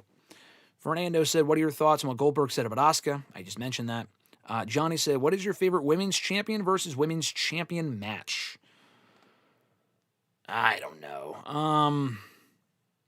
The first ones that come to mind are the Survivor Series matches. I mean, Crown Jewel, like, Tiffany and Stephanie was good, but it wasn't, like, amazing. Definitely not Liv Morgan and Nia Jax from last year. And they've done other champion versus champion matches on TV. I mean, at Survivor Series, it might be Charlotte and Becky. Technically, the Mania 35 main event, Becky, Charlotte, and Ronda was a champion and champion match because the SmackDown and Raw Women's Championships were on the line. I don't know if I'd say that, though, because that's not a great match. But Charlotte and Becky from Survivor Series in 2021 was a great match. And I almost put that on my best champion versus champion matches list. So I might actually include that. I might actually say that one. I'm not sure what else would come to mind. Tony and Mercedes would be another one. Their match from All In was probably better than Becky and Charlotte from Survivor Series. That would have been from All In this year. So yeah, that might be number one, to be honest with you. I'm sure there's plenty of other ones, but those are the ones that come to mind. Also, Julia and Stephanie, honorable mention. Not the best women's champion versus women's champion match ever, but they had a great match at Roadblock earlier this year. Johnny said a Jeff Hardy versus Shawn Michaels ladder match would have been cool to see. I think they only ever had one match. On Raw back in early 2008, and that was it. I don't know if they faced each other otherwise, but yeah, a ladder match between the two would have been sweet. Fernando said, if it was December right now, what is the match of the year? I don't know. I loved Moxley and Page from All In. I mean, there's been better matches, but storytelling-wise, I feel like that was AEW's best. Ospreay and Fletcher was outstanding from Revolution. In WWE, it might be Io Sky, Rhea, and Bianca from Mania. The men's triple threat from night one was also excellent. I don't know if it's match of the year, but it's in the conversation. Rhea and Io from Evolution was also outstanding before Naomi cashed, and even that was well done too. And then the TLC match on SmackDown. I can name more WWE matches because they don't have as many match of the year contenders. AEW, they have match of the year contenders every fucking week.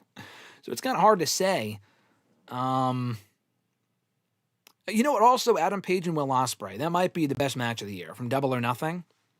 That match was just outstanding. So there's a number of them. I don't know what I would narrow it down to, but it's going to be fun, though. Come December, every year on WrestleRant Radio, we do Year in Review Awards, where you guys can vote on what you think the match of the year is, the superstar of the year, wrestler of the year, and not just for WWE and AEW. And then in the last WrestleRant Radio of the year, we do the results. We run down the results, what you guys voted for, whatever. And it's going to be fun this year because WrestleRant Radio, we now do live. It's not just a recorded podcast. So we can run down the results here live on the show and see what you guys have to say. Fresh Fly said, has Joe Hendry fallen off a cliff? I feel like he has lost a lot of popularity. He hasn't lost popularity. He lost a lot of momentum. He's not doing shit in NXT. In TNA, he wasn't even at Bound for Glory because they know he's probably on his way out. So they're not doing anything with him right now in TNA. And also, TNA is not even on the air right now.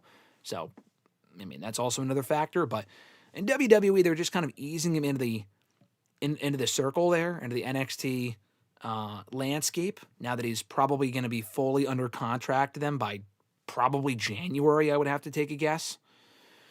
So that's why. Hopefully they can regain that, though. The thing is, I don't really know what you do with him in NXT that he hasn't already done. I guess win the NXT championship, but like, I don't know. I feel like we already saw him challenge for it already. I'm kind of good on that. Does he go right to the main roster? I don't know. But yeah, he has lost a lot of his momentum. Popularity, every time he shows up, he gets a big reaction, so it's not like he's not over anymore. At some point, he might have to switch it up, but that time is not today. Drag, what's going on? He said, hey, Graham, thanks for joining.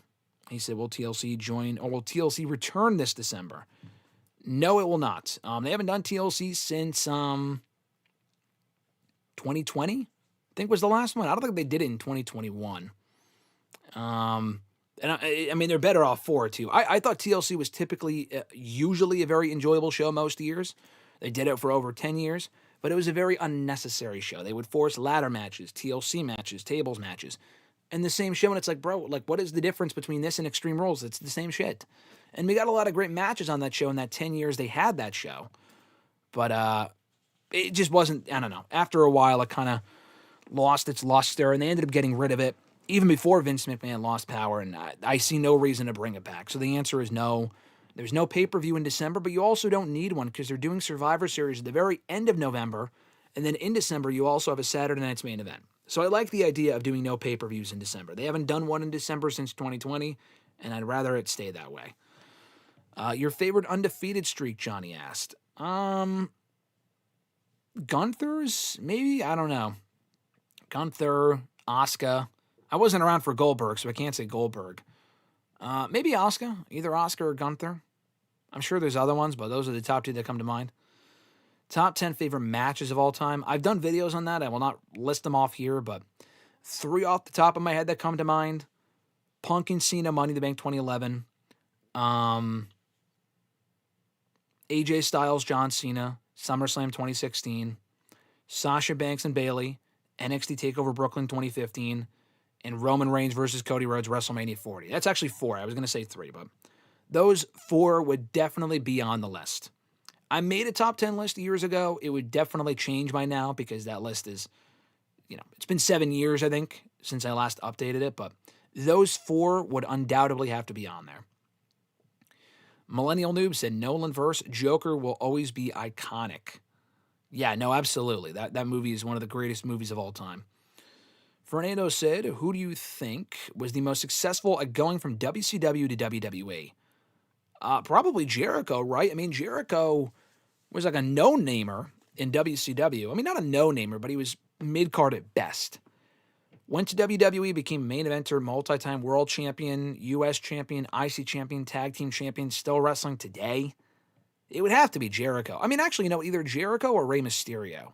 He had a lot of success in WCW too, but also went on to WWE to become a far bigger star. One of the most popular names they've ever had in the last 25 years. A lot of accomplishments, former world champion, Hall of Famer, all this other shit. So, yeah, probably Jericho or Rey.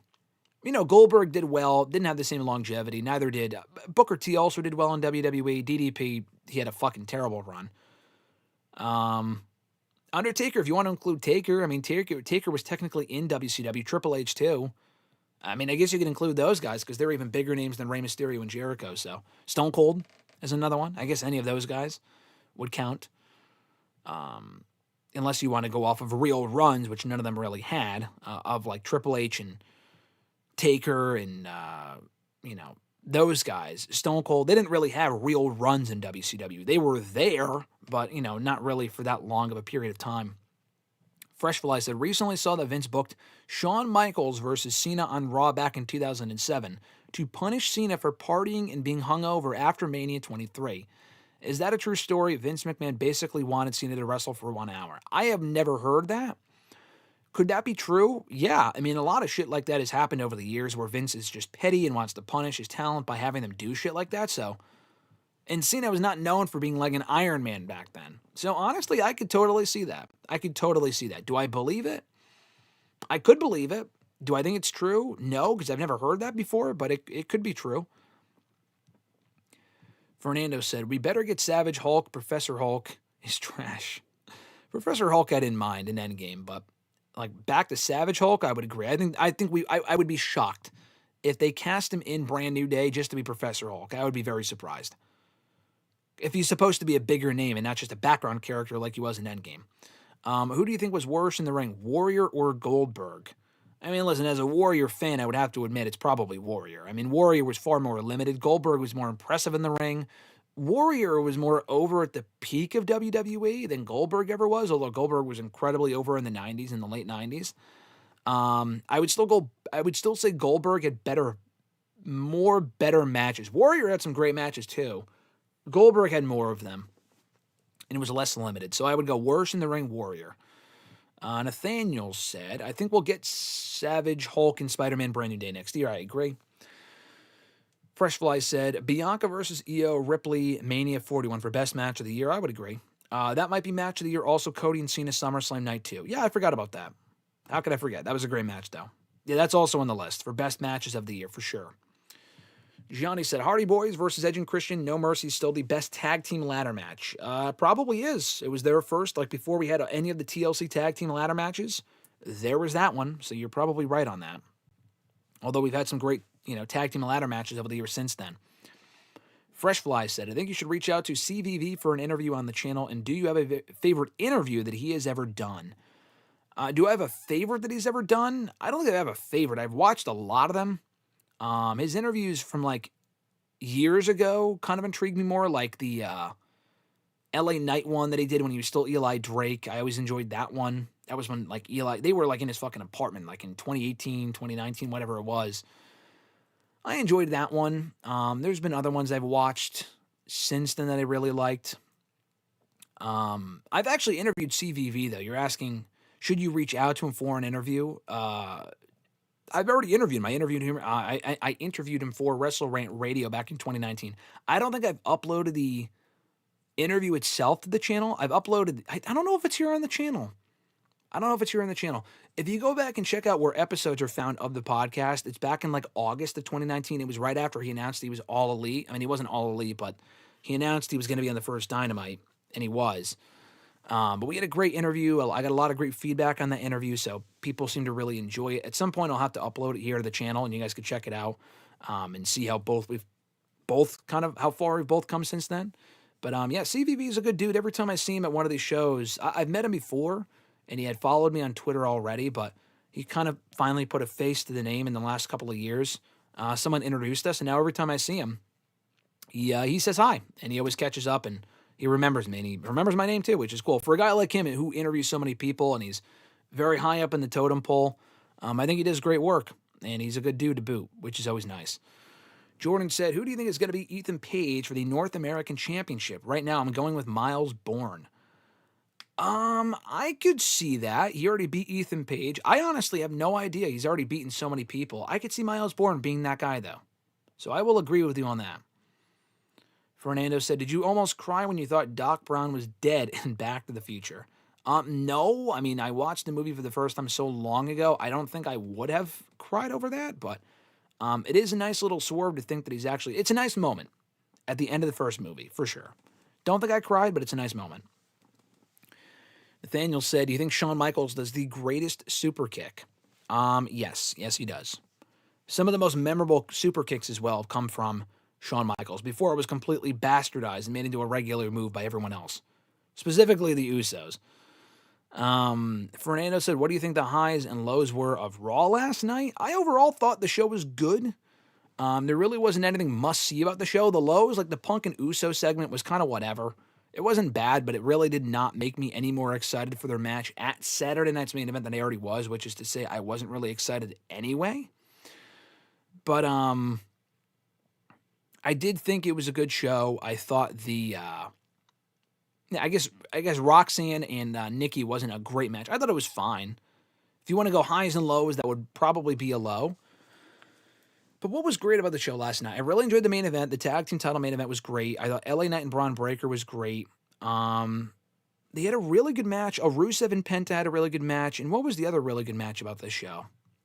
Let me look up in my review real quick that I'm not done with, but let me just look at the results real quick. They had 4 really good matches. LA Knight and Breakker, the tag team main event, Penta and Rusev. And then what was the other match? Oh, McDonough and Sheamus. How could I forget? I mentioned that match earlier. So of the 5 matches on the show, 1, 2, 3, 4, 5. Yeah, 4 of them were great. Roxanne and Nikki was fine, and the opening segment was fine. So I thought it was a good show, but those would be my highs and lows. Let's see. You should do a top 10 AEW match list. Oh, not a bad idea. I did rank all of their pay-per-view main events for WrestleRant Ranks earlier this year, but top 10 best AEW matches or whatever, I feel like that'd be a good list. I agree with that.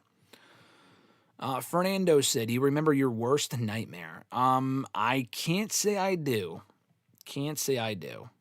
I'm sure there's been a number of them, but I can't say like what my worst one would absolutely be. But I mean, I feel like everyone has like you're going to school without your homework or without your pants on. I feel like any of those would be applicable here, but those are just common things, nothing really out of the ordinary.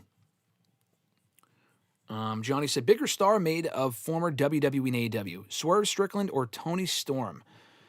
Good question.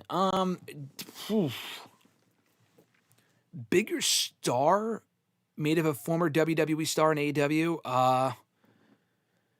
Probably Tony. I feel like Tony is more important to that company than Swerve is. And Swerve is great. Swerve has been awesome in AEW, and he's been a men's world champion, which you can argue, oh, that's more important.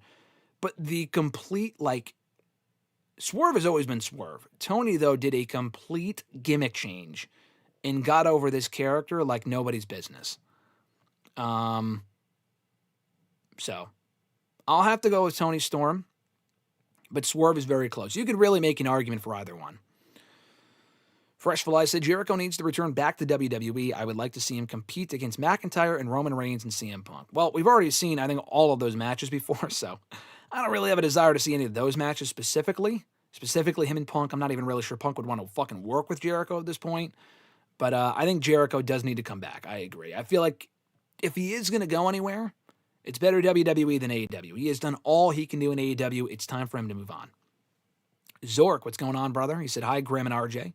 RJ is not here. You are thinking of WrestleRant Radio, my friend, but thank you for chiming in regardless. He said, is there no hope for LA Knight?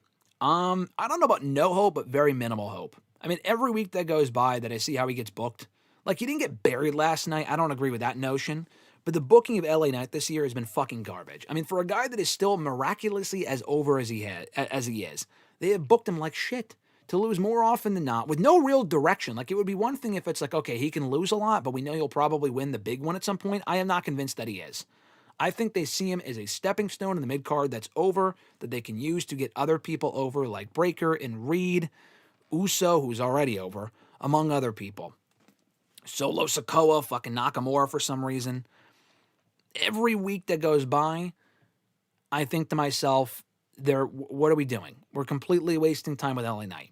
So I'm not going to say there's no hope, but it's close to no. Why would you not even have him win bro, if they put the belt on Jey Uso this weekend, when they had the chance to put it on LA Knight instead, like I kind of assumed they would probably keep the belt on Rollins for a while.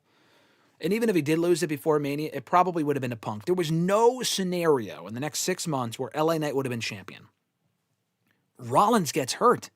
This is their chance. Now, if they have Punk, it's really, to me, a lose-lose. If Punk wins this weekend, and Punk was always going to win, then why not do him and LA Knight? Even if LA Knight loses, I would have rather seen that match than Punk and Jey Uso, which does not interest me at all. But then if Jey Uso wins, it's even worse. It's like we just saw this man as world champion 4 or 5 months ago. Not even 4 months ago, 4.5. Why is he winning it again? It's not interesting at the moment. I was fine with them winning it at WrestleMania. That made perfect sense. That was mere months ago. LA Knight, even if it was a short run, would have been a better fit for that spot than Jey Uso. You can't change my mind on that. Fernando said, what is the process on requesting interviews of big names like Taker? It's not a matter of requesting, really. I don't even know if they really take requests for interviews. I mean, I've requested people over the years, and I would eventually get them, but it would take a lot of asking and a lot of waiting, specifically with the bigger companies. But I've got, I requested Moxley. I did an article, still one of my favorite articles I've ever written. I did an anniversary article on The Shield, a 10-year anniversary article in November of 2022 for Bleacher. And I asked WWE for the Shield guys, for that being Rollins and Roman at that point wasn't doing really any interviews, and he still doesn't now. So we didn't get Roman. He also was never really on the road, and he wasn't really there at that point. Rollins was. I did not think we would get Rollins. And someone that worked for WWE at that point got me Rollins. Not to interview him, like we didn't have a chance to I didn't interview him over the phone. I had interviewed him already prior to that point. But they had someone read off the questions to him, and they recorded the answers in like a 5-minute voice memo. And it was really cool, which I really appreciated. Moxley, though, I reached out to AEW about him to get him for the article. And I reached out a few times, did not hear anything. Reached out maybe a third, and I'm not really one to like continuously reach out, but it was important. I wanted to try. It was like a Hail Mary. I like, whatever, we'll try. And they said, yeah. And I had never talked to Moxley. I mean, I'd met him before, but I had never interviewed him before. And we ended up going like 25, 30 minutes just about the Shield, and he was fucking awesome. And it was great, and it's still one of my favorite interviews and articles I've ever done. But anyway, a lot, other than that, though, I don't really request people. People kind of come to me, not Taker, but like the company's like, hey, do you want to talk to this person for this? Do you want to promote this? Blah, blah, blah. And if it's a big enough name, if it's something that we could do, the answer is usually yes. If it's not, and it's not a big enough name, and the answer is no. But it's all a matter of circumstance. Zork said, any more appearances with Michael Fairman?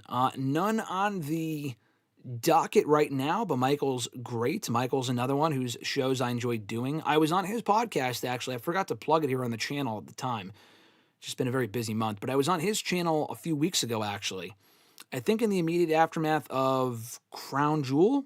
No, it was before Crown Jewel. We did Crown Jewel prediction. So it was the week before Crown Jewel. I was on a show on YouTube. Just look up the Michael Fairman show. I was on there with him. He's great. So I don't think I'll be on anytime soon. But sometimes he'll text me like every couple of months and be like, hey, do you want to come on? And the answer is yes. I can't do any other shows other than my own weekly at this point. But if I can guest star on a podcast here and there, on the Michael Fairman show, Randy Cruise Control podcast. I was on the Between Two Beards podcast a couple of weeks ago, and they were great dudes. They were great, and I saw them in person a few weeks ago, Bound for Glory. I was on their show about a month or two ago, and that was a lot of fun as well. I try to do any appearances that I can. So always keep an eye out for that stuff. I try to plug it here on the channel, whether it be in these videos or just on the community tab, and I'll usually include a link for where you guys could check it out and support the other podcasts that I'm able to appear on. Johnny said, Petey Williams does still have the best flip pile driver. Well, I think he invented the Canadian Destroyer, so it would make sense that he has the best one. I enjoy Pentas too. Zork said, are Jey Uso's promos formulaic? Yes, and they have been for a long time. I think that's something that will get better with the edge that he's showing. Like when he gets intense and serious and shows more of an edge, his promos improve. But when he's going through the motions of like, yeet, this, yeet, that, yeet, like it's just very formulaic and boring. When he gets intense, serious, passionate, straightforward, drops the jokey stuff and shows more of an edge, then his promos get a lot better. And he can be a great promo at times. Not like top 5 best talkers in the company by any means, but his promos are better when he's in that mode. Noob said, have you heard that Vince Russo is going to be the head writer of the NWA? To me, it literally screams the end of the NWA. I mean, the NWA really has no buzz anyway, so it doesn't even really matter. He's not joining the NWA. I could be wrong, but I think that was just a front to swerve people. He's actually writing or head writer or involved with Juggalo Championship Wrestling. I helped promote their product about a year ago. I talked to one of the talents in the show. Forgot the gentleman's name. He was on the Dark Side of the Ring episode with Daphne. We did an interview about a year ago to promote Juggalo Championship Wrestling, and it was good. But I guess Vince Russo is involved with that. And I don't really hear much about their promotion otherwise, so getting him involved with them is not a bad thing. So it would only add to whatever buzz they have or don't have. So I don't think he's involved in NWA. You say it's the end of the NWA. I guess they're not completely dead, but they're close to it. Like no one talks about NWA, but I don't think he's going to NWA anyway. Fernando said, did you hear the plot for Shrek 5 is that it might be that the characters are stuck in the real world. I hope that does not happen. I have not heard that. I don't think that's true. That would be completely awful. Like the animation alone already looked weird. If they had that animation in like like an enchanted type of scenario, I don't see that working out well. That would probably be pretty terrible, so hopefully not. Johnny said, Elix Skipper, Cage, Hurricane Rana, or Edge Spear from TLC2. Oh, yeah, both are impressive. Let's go Edge Spear from TLC2. Elix, I mean, more impressive was Elix Skipper. But better spot was Edge, because people will always remember that. So we'll go Edge Spear, but Elix Skipper running on the cage. The Hurricane Rana was way more impressive. Von Tell says, how about Jericho going to TNA? No need to leech on to young stars in WWE like he was doing in AEW the past 3 years. Jericho, I don't think would go to TNA. I know he said years ago, like he did say he was in talks with them before he went to AEW years ago. But that's because his buddy Don Callis was running it. They're not involved in TNA anymore. Don Callis is not involved in TNA. And, what's his name? Scott D'Amore. He was friends with both of them. They're not there anymore. It was really more of a favor to them. It didn't even work out then. TNA is they have way more buzz now than they did in 2018, 2019. But now with Jericho, like, he's at the end of his run. And I agree, like, don't leech on a young stars and not put them over like you did in AEW towards the end there and completely ruin whatever momentum they could have or do have. But with Jericho, he's pretty much done. Like, he only really has one real run left. Why not ruin it, but why waste that in TNA? I know he's never been in TNA, so it would be something different. Like, who the fuck would even work with in TNA anyway? Like, Moose or something? Like, Mike Santana? I mean, I guess there's a story there, but Mike Santana would have to beat him and that would be it. There's way more money to be made with Jericho going back to WWE for a short run, getting that big pop, which you know is going to happen at some point anyway. If you wait any longer, then it's like you wait another year, he's even older. So, yeah, now I would just put him back in WWE for one short run, retirement run, goes into the Hall of Fame, call it a day. Johnny said, CM Punk would like to have a wrestling match with the Young Bucks and Tony Khan inside of a Target. I would like to see it, but it's never going to happen. Zorikstead, is LA Knight the modern-day Zack Ryder? I could see why you would say that. I don't think so. Zack Ryder never got beyond a certain level. I mean, also, LA Knight is incredibly more over than Zack Ryder. And I love Zack Ryder. I was a big Zack Ryder fan when he was in WWE and even today. But he was only ever really over for like maybe 2 months. That was his peak. LA Knight has been consistently over for like 2 or 3 years and has sold way more merch. Better promos. They're probably about the same in-ring ability-wise. Ryder might even be a little bit better. But they're about the same ability-wise, but LA Knight is a far better promo. He was United States champion more times and longer than Zack Ryder. He's been involved in far more main events, far bigger stories. He headlined a pay-per-view for the World Championship against Roman Reigns in Saudi Arabia, something Zack Ryder would have never done and never did.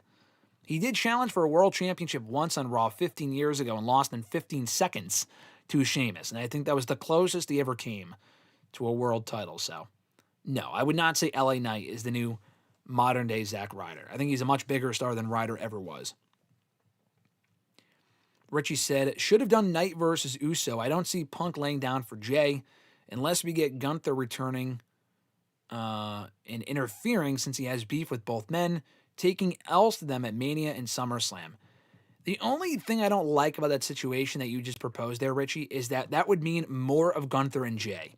And that is the last thing I want at this point. We've seen that match so many fucking times, including when they ran it back in the spring. I have zero desire to see that again, even if it is a triple threat.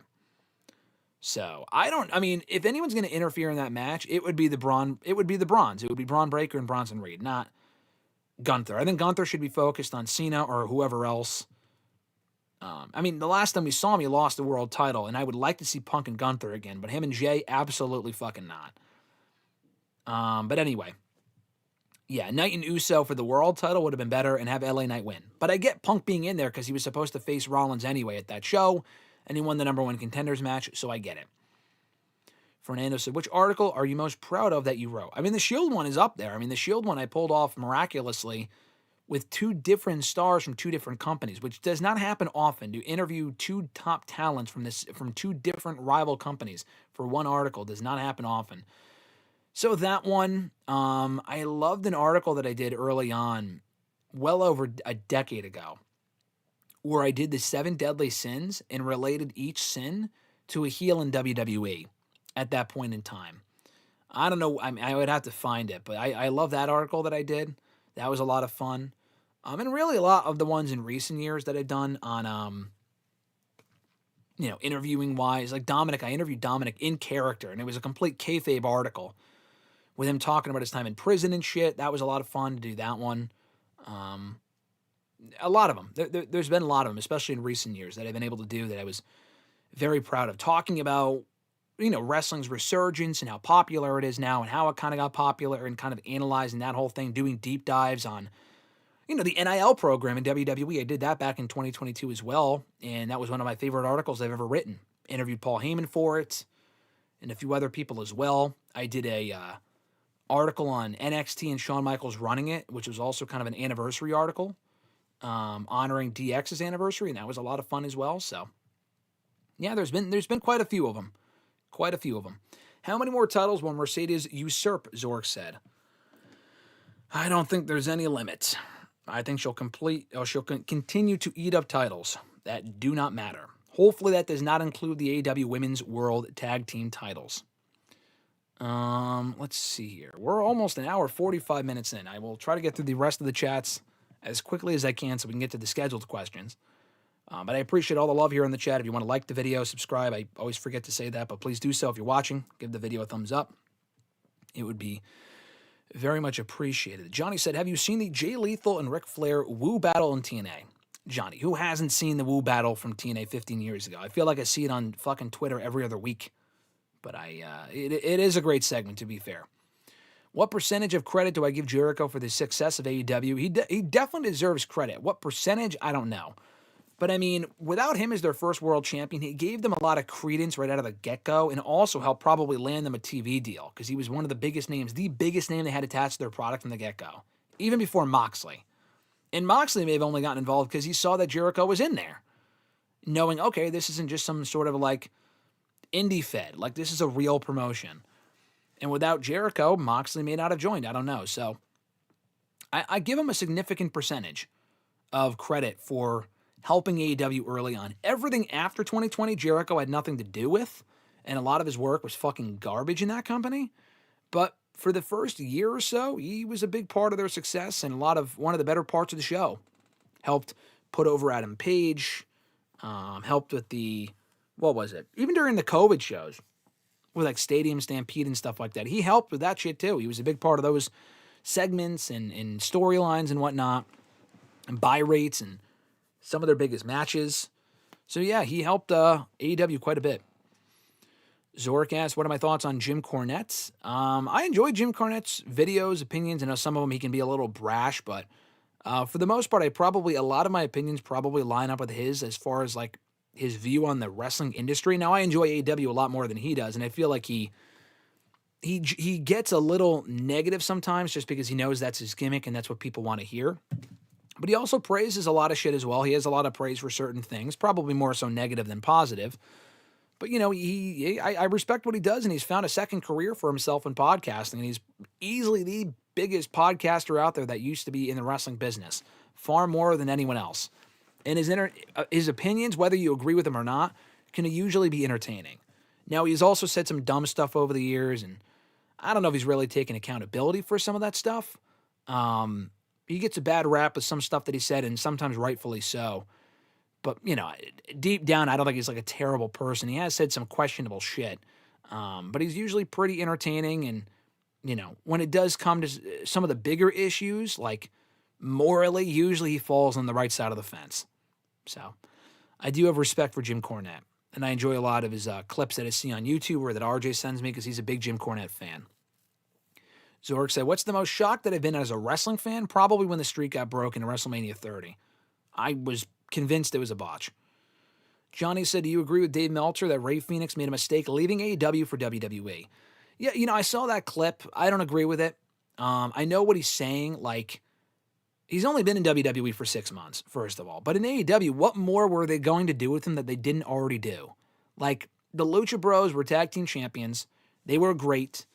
There really wasn't much more they could do. and he wanted to follow his brother Penta to WWE. Phoenix probably would have wanted to go to WWE anyway. The issue with Phoenix, I feel like, is timing, though. Like, they already have so many great luchadors in WWE that WWE already uses. Like, what do you think the common fan, quite honestly, like, knows the difference between Dragon Lee and Rey Fenix? I mean, they wrestle very similar. They both have masks. They're both smaller. We know the difference, but some casual fans may not. One's on Raw, one's on SmackDown. Rey Fenix, I mean, Dragon Lee is excellent, too, but I want to see them more tap into Rey Fenix as a single star. And it's not going to follow the same footsteps, the same formula that Rey did decades ago. It's just a different time. But in AEW, I mean, the fuck was he doing anyway? I mean, it was him and Pac in the Death Triangle. They did that for a while. I mean, I don't know. I just feel like Phoenix could do all that he could do. He was international champion for like 2 weeks, and the only reason he even won the belt in the first place was because they botched it. Like, they only ever really saw Phoenix seemingly as a tag team guy. WWE might too. He's had multiple random partners between Andrade and Javon Evans and now Shinsuke recently on SmackDown. I mean, it might be the same thing for him there, but at least it's a different environment. I think he's no worse off in WWE than where he was in AEW in the last year or two. To me, it's no different. He's already had title opportunities in WWE, in TLC. He was at SummerSlam. He fucking wrestled at WrestleMania. He challenged for the United States Championship in a great match a few weeks ago against Sami Zayn. It's not like he's done nothing. And he's on the show more often than not. So, I think he's probably in a similar spot, if not more so. Even if not a little bit better than where he was. Johnny said, do you agree with Dave Meltzer? I already answered that. I'm sorry. I don't know why I read that again. Zorik said, which wrestler do you think should have joined WWE earlier in their career? I mean, AJ would have been great. I mean, it would have been nice to get him longer in WWE, but the run that he's had has been great. LA Knight, man, they really should have brought in LA Knight. I mean, he was already in WWE like a decade ago, but they fired him. They should have brought him back sooner than they did. I mean, for him, it was all about timing, but it would have been nice to get him in there sooner. Maybe he would have been fired again because Vince was still running the company at that point, but Samoa Joe, they should have brought him in a whole hell of a lot sooner than they did. I'm mentioning a lot of TNA people, but those are the ones that come to mind. Bobby Roode. Fernando said Jericho versus Slater would have been pretty good. Would be pretty good. Yeah, the match would be good. That's not really worth bringing Jericho into TNA for, especially if Slater's not beating Jericho. What a waste that would be. But yeah, that would be a good match. Zork said, is it too early for the Bron Breakker discussion? About what? Him being the guy in WWE? I haven't talked about that yet because it's one of the scheduled questions, but I will get to that momentarily when we're done here in the chat. Richie said, fair point. Fernando said, I think LA Knight would gain a lot in an angle with Jericho. I agree and I disagree. I think LA Knight and Jericho make sense as a story. How much does LA Knight really gain, though? I mean, he's already main eventing Raws. He's already feuding with the Bloodline and fucking with CM Punk. Like, he really can't get much higher than he is without winning a world championship, which he should, but I don't know if that's ever going to happen. I'm thinking that it's not. But Jericho is like the same as Punk, but worse. I mean, he can't hold his own in the ring as much anymore. I mean, again, I don't think he's going to gain anything from working Jericho. I might keep him at the same level, but he would have to fucking win. If he loses to Jericho, ultimately, that's a bad look. Is it time to get the Lucha Bros together? Not yet. Penta's still doing some stuff on his own, so not yet. It would benefit Phoenix, but Penta does not need Phoenix right now. Phoenix needs Penta way more than Penta needs Phoenix. Zork asked, has Ava gotten any better to you? Not really. She's still very lax emotion when she speaks. Sounds like she's reading off a script. She's fucking abysmal. She's been there for a few years now, and she's not really all that much better. I would take her out of the role. I just don't see that happening. Johnny said, do I think Darby Allin would have survived the Attitude Era or ECW? He would have survived both. I mean, with his style, he would have been he would have been like the Raven of ECW in the Attitude Era. He was small, sure, but he would have been fun to watch get tossed around. So, yeah, I think he would have done better in ECW than the Attitude Era, but the Attitude Era, I think he also would have done perfectly fine if he was doing some of the same shit that he does today. Ahmed, what's going on, brother? He said, what's up, guys? It's been a while. Ahmed, we've missed you, my man. I hope you've been well, and thanks for joining here on the show. I hope you are doing well, like I said. Zorik said, do you wish Cody? I think he said Cosby. Like what, Cosby? Bill Cosby? Do I wish Cody would stop mentioning AEW in interviews? Yes and no. He only talks about it because people ask him about it. And it's like he's only talking about it because he's getting asked about it, and two, the way I wish he would just come out with what happened a couple of years ago. He's like, oh, now's not the right time. Well, when is the right time? When he writes a book? Probably. He probably wants to make money off of it, as opposed to revealing it on some random podcast. But the way he talks about the situation is annoying, but him bringing it up is not annoying because it's not really his fault. If it was, then cool. But like, I would like to see him mention them more as far as like praising them for the shit they're doing now and whatever, as opposed to talking about the way that he left. He mentions that a lot because he gets asked about it a lot and he's not going to answer it until he does it on his own terms, seemingly. Have I seen any of Stevie Richards' podcast? Yes. I don't watch it consistently, but I've seen clips. I like his perspective on things. And I watched a clip that he did the other day, or recently in the last few weeks, on the Just Incredible thing and how he scammed people and shit. I thought his video on that was very informative and interesting. So yes, I have seen some of his stuff. Zork said, Cornette's accused of being racist to me, but he's pretty equal opportunist in terms of any hate he has for people or wild things he has said. Race never actually seems to be a factor. I mean, that's my opinion on it. I completely agree. He has said some very questionable things. I mean, race, I don't know, but I mean, he's definitely said some questionable things about women and whatnot. Not consistently, but enough to where people have been like, he's an asshole. But I think you're right. I mean, again, I don't know him personally. I might be wrong. But you are, I think, right when you say that he's very equal opportunist and shitting on everyone, and not just because of whatever their sex is or race or gender or whatever. Fernando said, where is Jay without Yeet? I still think he does well. I mean, he didn't really hone in on the Yeet thing until like 2 years ago. Prior to that, he was not doing the Yeet thing, and he was still equally over. Like going into SummerSlam 2023, I don't think he was doing the Yeet thing as much. It really wasn't until later that year, if not early 2024, that he started doing that more. So he probably is in a similar spot. I don't know if he's as high as he is, but he's still pretty high up in the totem pole. He's still pretty popular, I think, even without Yeet. There was actually a week or two where he didn't have it. He said that he has talked about this before, but he got sued because someone like owned the copyright on Yeet, but WWE ended up buying them out or settling or whatever, and they own it, and he got it back like a week later. But they actually did not own it there for a little while, for like a week, and he had to stop saying it, this was like late 2023. It was interesting. Zork asked, do you think the wrestling business was always going to decline in 2002, even if guys like Jericho and Austin and Rock, rather, not Jericho, stuck around? I think it declined quicker. I mean, it was always going to decline for a few reasons. One, the Attitude Era was not sustainable. I mean, that was just lightning in a bottle. And two, they bought WCW. They bought their competition. I mean, WWE was the only game in town. At that point, there were a lot of people that only watched WCW. For as bad as it was, some people just fucking hated watching WWE or had no interest. And when WCW went away, so did those fans. And WWE chased those fans, trying to get them back for years, for decades, by bringing back a lot of their people like Sting and Goldberg and all these other people. And it never really worked to the degree that they probably would have wanted, to the point now where they're finally starting to realize, fuck, we got to bring in new fans and not just bring back old fans. Those old fans are dying off anyway, so it doesn't matter. But, I think the wrestling business was always going to decline regardless, just because of the lack of competition. It wasn't the same, and the Attitude Era was only going to go on for so long anyway. Even if Austin and Rock were there, they would have had to pivot and really create some new stars regardless. Johnny said, what is your favorite Jericho match in AEW? Good question. Honestly, my favorite one might be the Bandito match. Not the one, they had a few of them earlier this year. Not those. Those were not good. The first one on Dynamite years ago for the Ring of Honor World title, it was like an open challenge or whatever. That match was awesome, honestly. His early pay-per-view matches, the Cody one was great. The Omega match was great, but I think the Wrestle Kingdom match was better.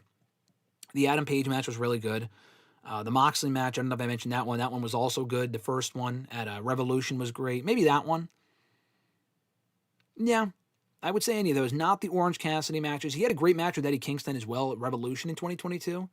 That would also be up there. My favorite one might be that Bandito match, though. He put on some of his best matches in his entire AEW run when he was Ring of Honor World Champion the first time, not the second time. That run sucked. The first time, I would say some of those matches were worth considering. Oh, also a great Danielson match, too, on pay-per-view and on Dynamite around that point as well.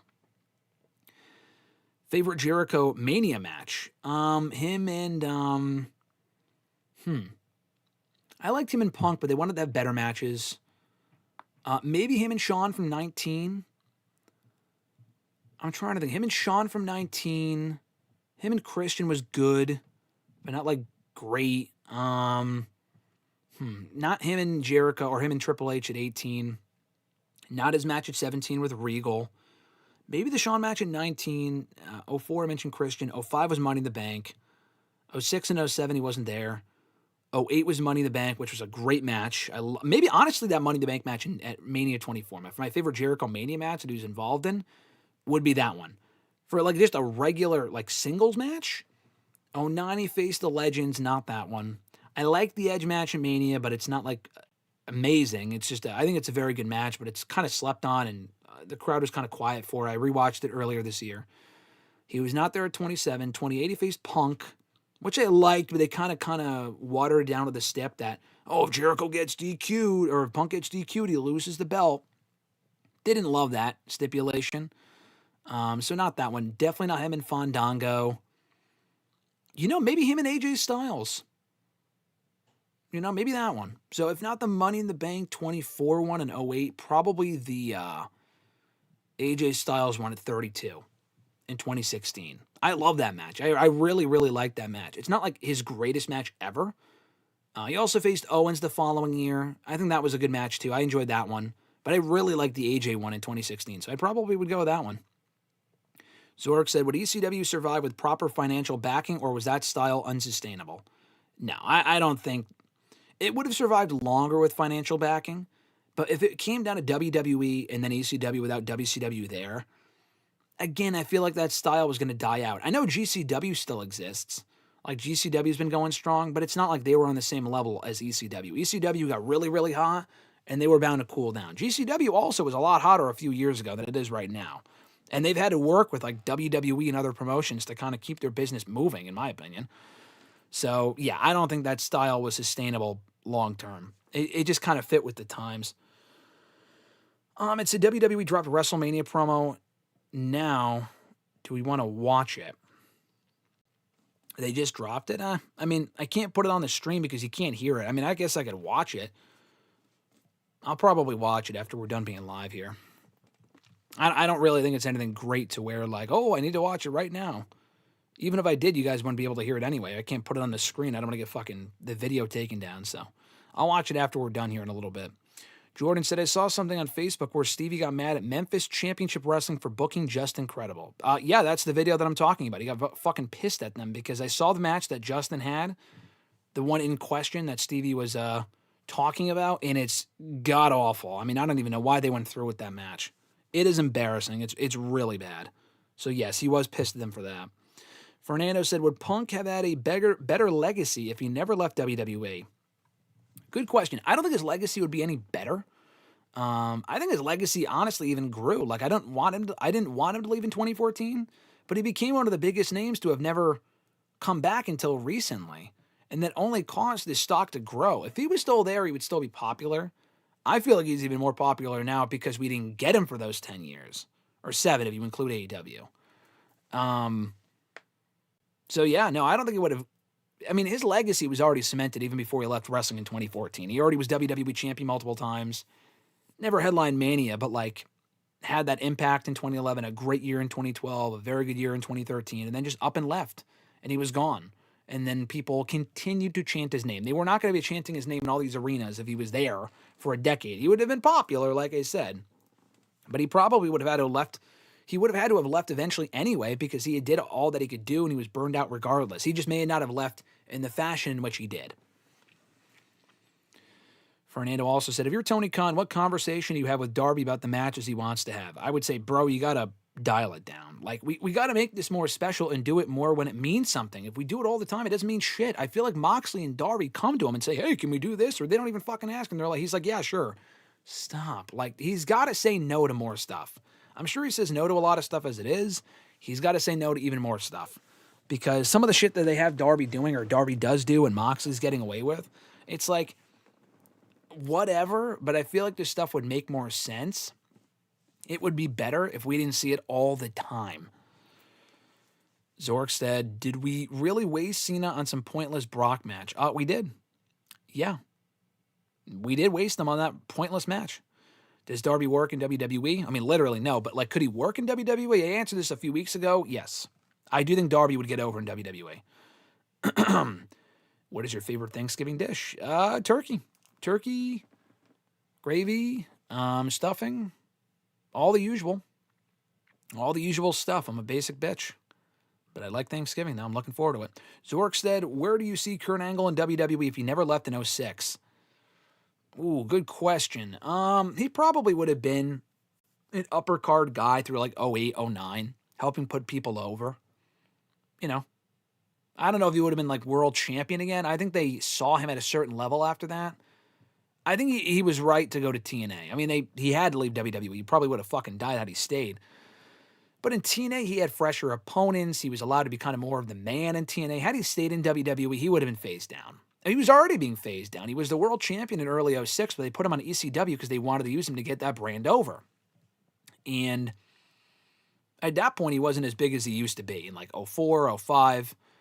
Had he stayed in 07 and 08, they were fully in on John Cena.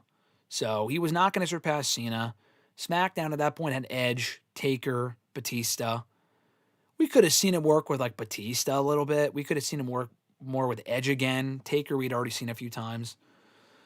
But it wouldn't have been that much different. So I think he was smart to have spent time, maybe not as much time. I wish he had gone back to WWE sooner than he did when he was still in his physical peak. But in WWE, I wish they had him back sooner than they did. But his time at TNA was great, though. He had a lot of amazing matches and a lot of amazing moments, that's for sure. Is there a celeb or public figure, someone that has told you look like? Yes, many times. I've been told many times I look like Nick Jonas. I have been told I look like... I mean, that's probably number one. I've gotten a few people. I got Daniel Bryan when he was in Ring of Honor. I've gotten that before. I just got Daniel Bryan in general. Those are the top two. I'm sure I've gotten other ones that I just don't remember because I'm like... whatever. I'm like, okay. Well, when someone tells you that, it's like, okay, like, cool. Is that a compliment? I don't know. But Nick Jonas is the probably the number one I've gotten. More so when he was relevant, like younger in his initial peak years in Disney Channel, but in recent years as well, you'd be surprised. Johnny said, just incredible story. Going to be on Dark Side of the Ring. I would not be shocked. That's probably where he's headed, even if he doesn't pass away, and hopefully he doesn't. Drag said, how about if Cena retires with the Intercontinental Championship? Definitely not. No thanks. That does not benefit the belt. It serves no purpose. I see no reason why to do that. I don't really think that title needs to be on the line for his final match. If he retired as WWE Champion, that would be one thing. If he won it later on, then he did. I do resemble the Jonas Brothers. Thank you, Zork. Again, don't know if that's a compliment or not, but I'll take it. Thank you. Yeah, I don't need to see Cena retire with the IC title. Johnny said, who would be a great opponent for Darby Allin and Hell in the Cell? Jeff Hardy?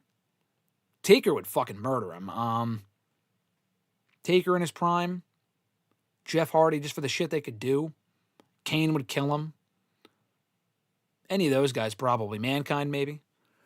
Zork said, do you think WWE ECW, would have had a fighting chance if Kurt didn't leave and RV didn't get suspended? No, I think it was always doomed to fail. Those things did not help.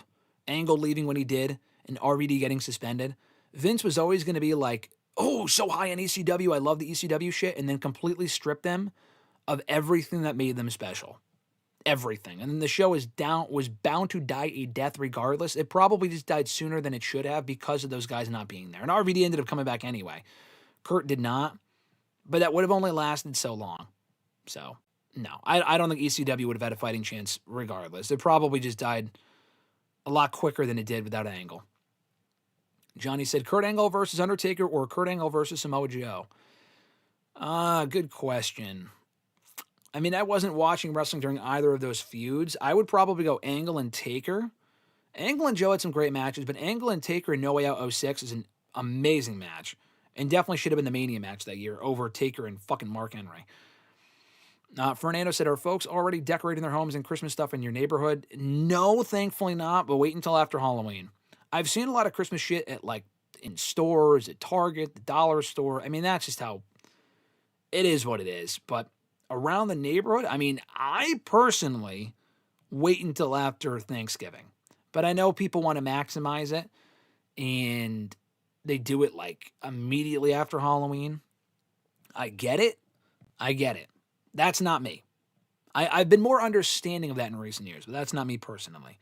But people will absolutely start to do it in like early to mid-November. And even that would be more understandable than fucking November 1st. That to me is like excessive. Like, bro, you do not need 2 months of Christmas. Like, I love Christmas, but like, let's respect Thanksgiving if you're here in the States. And then focus on Christmas. Zork said, not a bad thing about the Jonas Brothers. All right, I appreciate that. Fernando said, have you seen any of Justin's matches in his prime? Just incredible? I probably have. I don't know. I mean, I haven't watched a lot of ECW at all, so I'm sure I have. I couldn't tell you one that I remember, though. Sabu versus Darby Hell in a Cell, that would be insane. Sign me up. Current WWE roster for Darby Allin Hell in a Cell?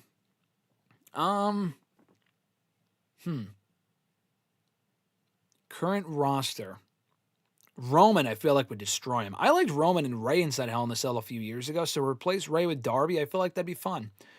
Roman, who else is a big guy? Breaker? Bron Breaker and Darby in Hell in a Cell would be awesome, I feel like. Breaker would spear him through the fucking wall, and I know we've seen that before, but for those two, it would be destructive. That would be vicious. Should Drew beat Cody for the WWE title this Saturday? Fernando asked. Yes, he should. Willie, I am not convinced, but he definitely should. Drew has to win at some point at the risk of looking like a loser if he does not win. But here's what we're going to do. I'm going to pull up the scheduled questions, the questions that were sent in ahead of time on YouTube and Twitter and Facebook. I'll answer most, if not all of them. We will get back to the chat in a little bit. So if you want to send your questions about what I'm answering now or send your questions to be answered a little bit later on in the video, please do so.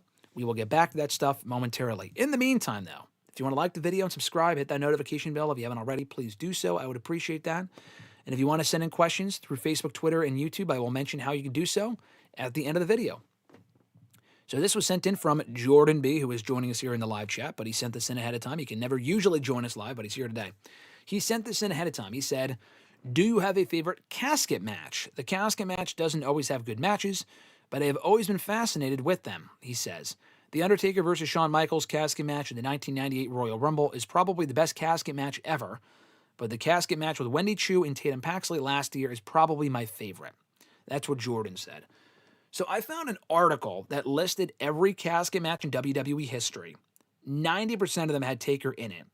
None of them stood out as being my favorite, including Taker and Shawn from the Rumble. That probably is number one, but I've only seen it once, and I'll always associate that match with where Shawn got hurt and hurt his back and had to retire for like another 4 years, 4.5 years. Although he did wrestle until Mania after suffering the injury. None of those stand out as being my favorite. Honestly, two come to mind, though. AEW's had a few of them, too. So Darby Allin and Brody King, I remember having a fun one a few years ago. Darby's had a few of them, including, I think, recently with Jon Moxley at All Out. But the Brody King, Darby Allin one might be my favorite in an AEW. And then just in general, it wasn't a casket match, but it was called Grave Consequences in Lucha Underground. I don't know how many of these matches they did, but the one that Phoenix had with Mil Muertes was fucking awesome. And might be the best casket match I've ever seen.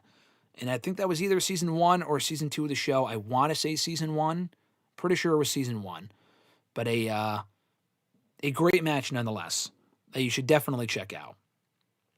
Fresh Fly, who was also here in the chat a few minutes ago, asked, what are you doing for Halloween and what are your costumes? We are going to Salem, Mass, a.k.a. Halloween Town on Friday for Halloween at the night and at the nighttime on Halloween. So I'll be doing that on Friday night on the holiday itself. And our costumes, Alexis has a few different ones, but we are going as John Cena and CM Punk. I'm not really doing much of a cosplay beyond the usual just CM Punk merchandise that I wear. I don't really go through the whole thing of like, oh, I got to buy this and buy that, blah, blah, blah. I'm just going with what I have. For her, she bought a whole costume. She bought a shirt, the jorts, the hat, everything just for the costume. And it looks great. We'll take a picture and post it around Halloween. If not on Halloween, you can see what her costumes look like. And she did that with it being Cena's final year, and I like CM Punk, so it just made sense. Fresh Fly's second question. Do you think The Rock will show up for John Cena's last match in December? Basically just for a promo segment to wrap up why Cena turned heel. Definitely not. I'd be shocked if we see The Rock. If we see The Rock back on television before the end of the year, I would be stunned. I don't see that happening.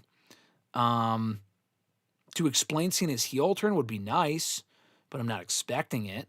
So no, if The Rock did show up, it would just be to endorse Cena. I mean, they are so far removed from that heel turn and just wanting you to forget about it. I would be shocked if we ever got an on-air explanation from Rock as to why he was even involved in that bullshit.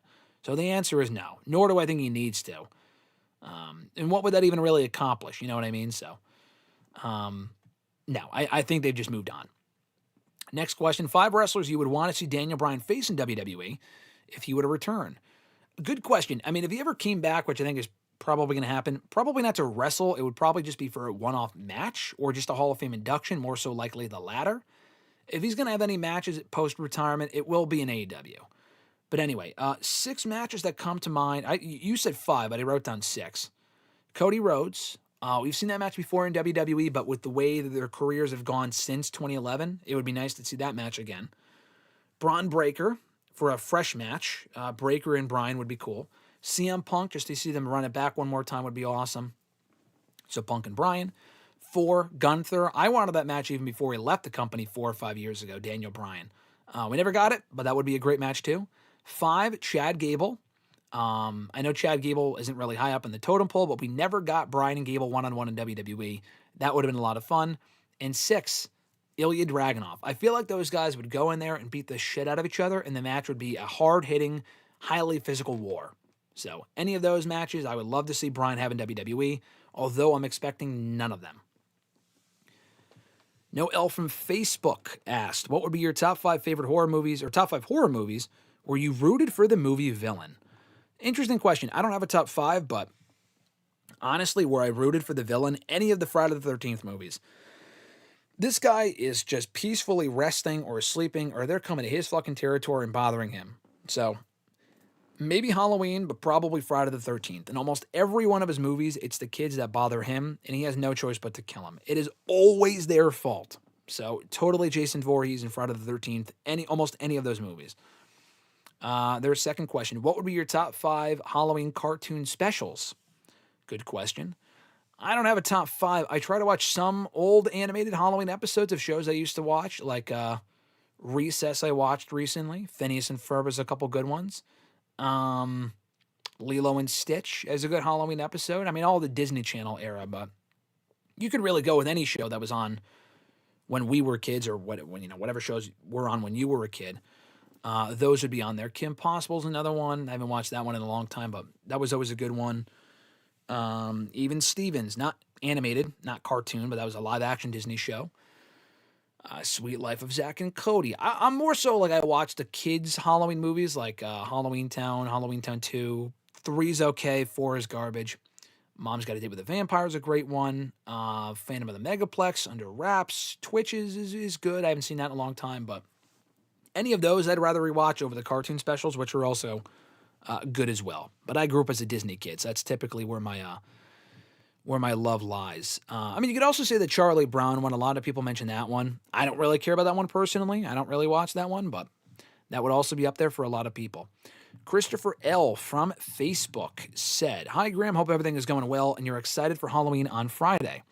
I am, he says, because it's my favorite period of the year, which is autumn. Sorry I haven't sent anything in the last 3 weeks because I have been mega busy with Horror Month, and watching a lot of them have sidetracked me. I also want to mention that my 35th birthday is next Monday, so if you don't mind sending me a birthday post on Facebook next week when you get the chance, I would mighty appreciate it. I will try to remember that, Chris. I'll try to remember, make a note of that, but I will let you know.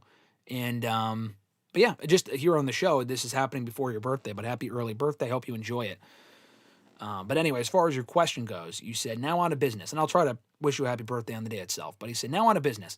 As you know, I absolutely love Stephanie Vaquer. I love her look, her beauty, how graceful, everything she does in the ring, the aura she radiates when she enters an arena, etc. She's a future megastar and someone who is ridiculously marketable enough to make the company make a ton of cash. However, as is the case with every future star, I feel a sense of caution that they're going to over-push her to the moon too fast instead of letting it come organically. It happened in NXT when she won the belts within weeks of her debut, and then she wins two belts or other belts or whatever. 2 months into her official main roster run, despite 1 month of her not being booked on the show at all. I feel it's a little too much too soon. I obviously am happy as a clam for her success, but I feel it's coming a little too fast, which seems to be becoming a big issue with this company. More on that later, he says. Is WWE going a little too all in too soon with her? Or do you think there is a real game plan for her in the long run that will warrant the rocket strap? I agree with you. I do think they're pushing her a little too aggressively too soon. I mean, she's had a great rookie year in WWE. I don't want her to fizzle out. I think she's talented enough to where she'll be fine. I don't think fans will turn on her the same way they turned on Charlotte Flair once upon a time, among others. Bianca at one point a few years ago. Stephanie just isn't. She's pushed the same, but she doesn't. I don't know. I would be surprised if they turned on her. I don't think that's going to happen anytime soon. But that is something they should be cautious about, because if you push someone too soon, what more do they have to accomplish? And they do run the risk of these fans turning on them. So I agree with you on that. I think she's fine. If she's like main eventing every pay-per-view and winning all the time, she's won a lot of matches. She has lost them as well. So it's not like she's won every fucking match and she didn't win the title in her debut like Paige did. But they do have to be careful, like you said. Your second question. I was thinking recently of a feud I thought was really underrated, and that is Kevin Owens versus Braun Strowman from 2018. The matches were nothing special, but I really had fun with this during this dark, miserable period of Raw. It showed off Kevin Owens' comedic timing, and Braun being a mean bastard to him, while Kevin Owens was a gutless coward, was comedy gold. Did you enjoy this feud and find it underrated? No, I did not enjoy the feud. It was fine. I did not find it underrated either. It was okay. I think Kevin Owens is great. Braun was really over at that point. They only did the feud to kill Braun, kill time for Braun before he cashed in and turned heel again later on in the year. Completely fucking buried KO. I mean, he lost almost every match he had against Braun. He won one match, but via a fluke. Otherwise, he got squashed constantly. KO lost a lot of matches in 2018, and that was a bummer. But the feud itself was complete filler to me. And, I mean, maybe it was one of the better shows, one of the better parts of the show at that point, which was just dreadful. Raw sucked back then. But it's not a feud that I'll look back on too fondly, let's put it that way. Your next question, who do you think needs to be called up immediately from NXT, and how would you book them on the main roster? I've mentioned this before. Trick Williams, I think, is ready to be called up. I don't know how you book him, though. I'd probably just make him a mid-card guy, upper mid-card guy on Raw or SmackDown. Him answering Ilya Dragunov's U.S. Open Challenge would be great, given their history. I might even do something with him and Carmelo. Have him get called up and go after Carmelo. I feel like that feud would make sense, given their feud in NXT and what happened with them recently on NXT. I would probably say that.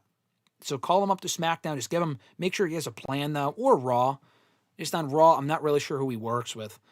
Tony D'Angelo is ready for the main roster. I just really don't know what you do with the guy. I really don't know.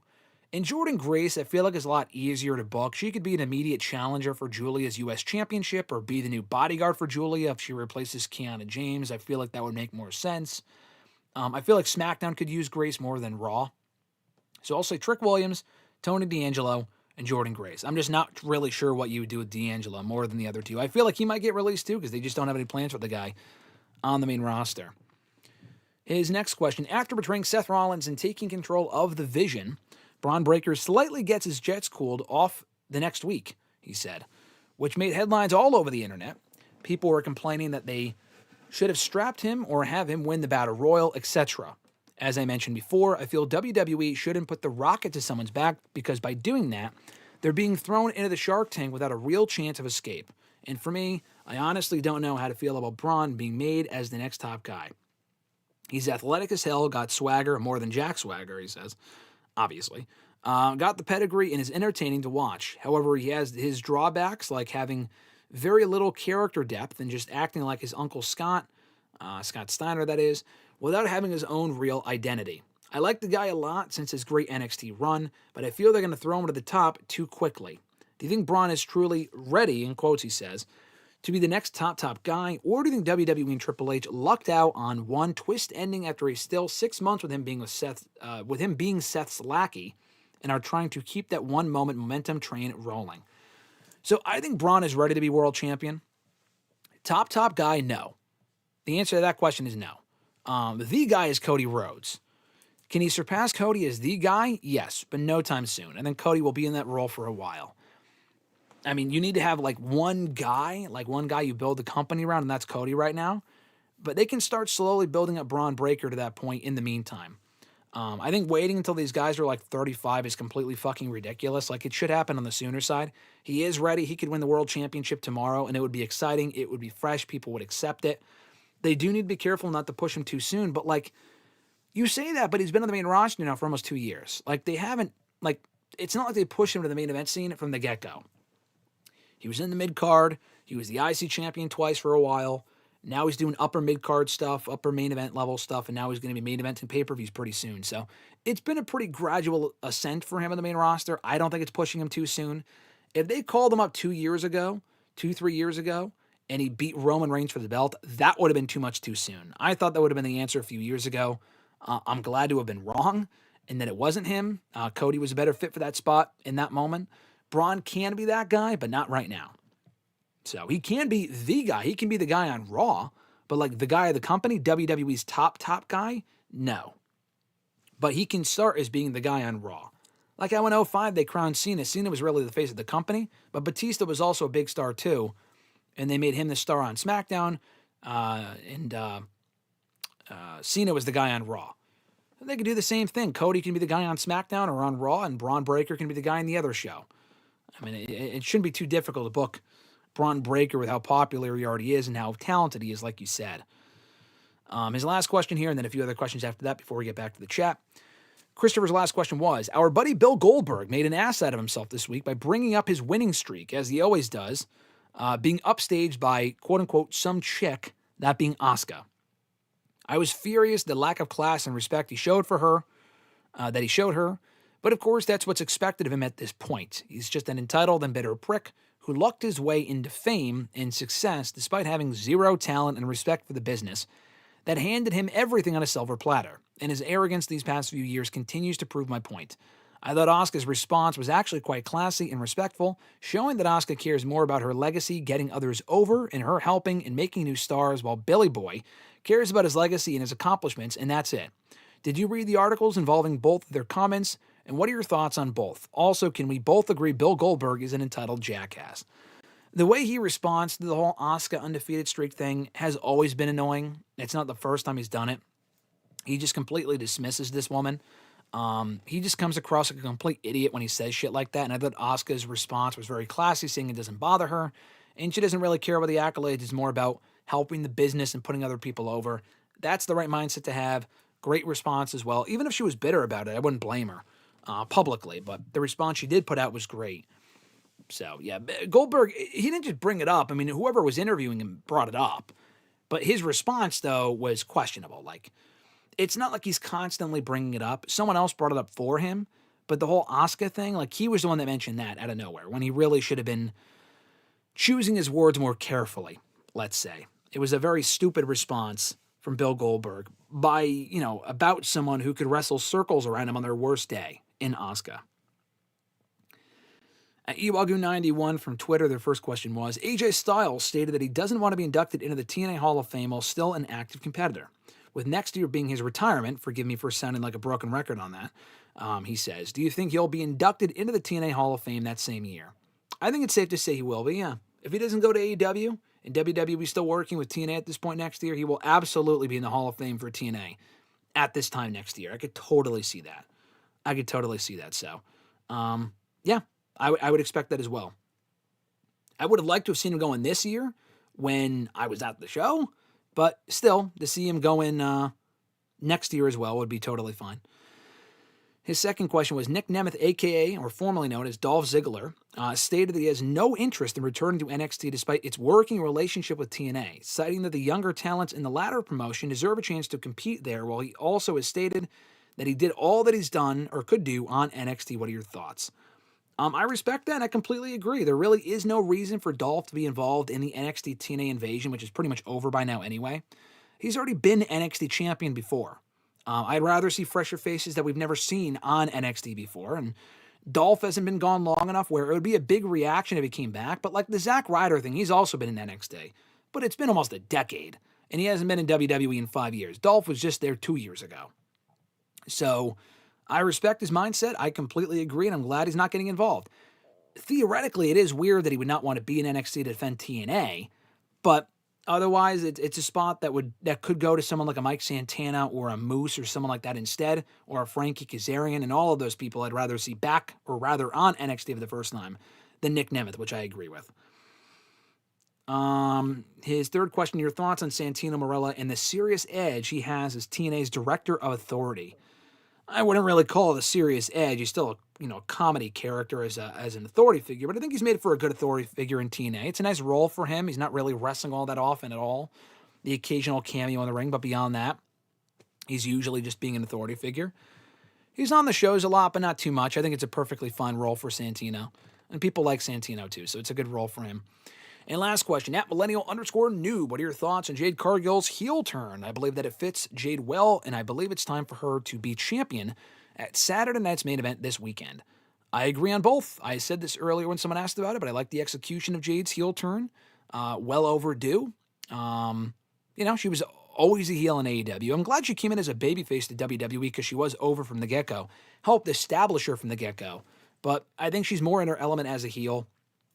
I don't think we'll hear her say, "I'm that bitch" again. That catchphrase from AEW, I doubt she brings that back. I'd be shocked. Maybe something similar to that. But anyway, I thought the execution was well done on SmackDown. It doesn't mean anything, though, if she doesn't walk away with the belt on Saturday. If she gets herself intentionally DQ'd, that's one thing, but that would be a lame finish. And we've already seen her fail in 3 other opportunities at the title since SummerSlam. She really needs to win here. And I think you do that title change on Saturday and have her beat Tiffany. Put Tiffany in chase mode. She'll benefit from that. And that also sets up, like we said earlier, Jade and Bianca. With heel Jade, babyface Bianca, would have been fine if the roles were reversed. But Bianca's not here right now, so I get it. But regardless of what that dynamic is, we can see that match at WrestleMania for that championship with Bianca chasing Jade. I like that idea a lot.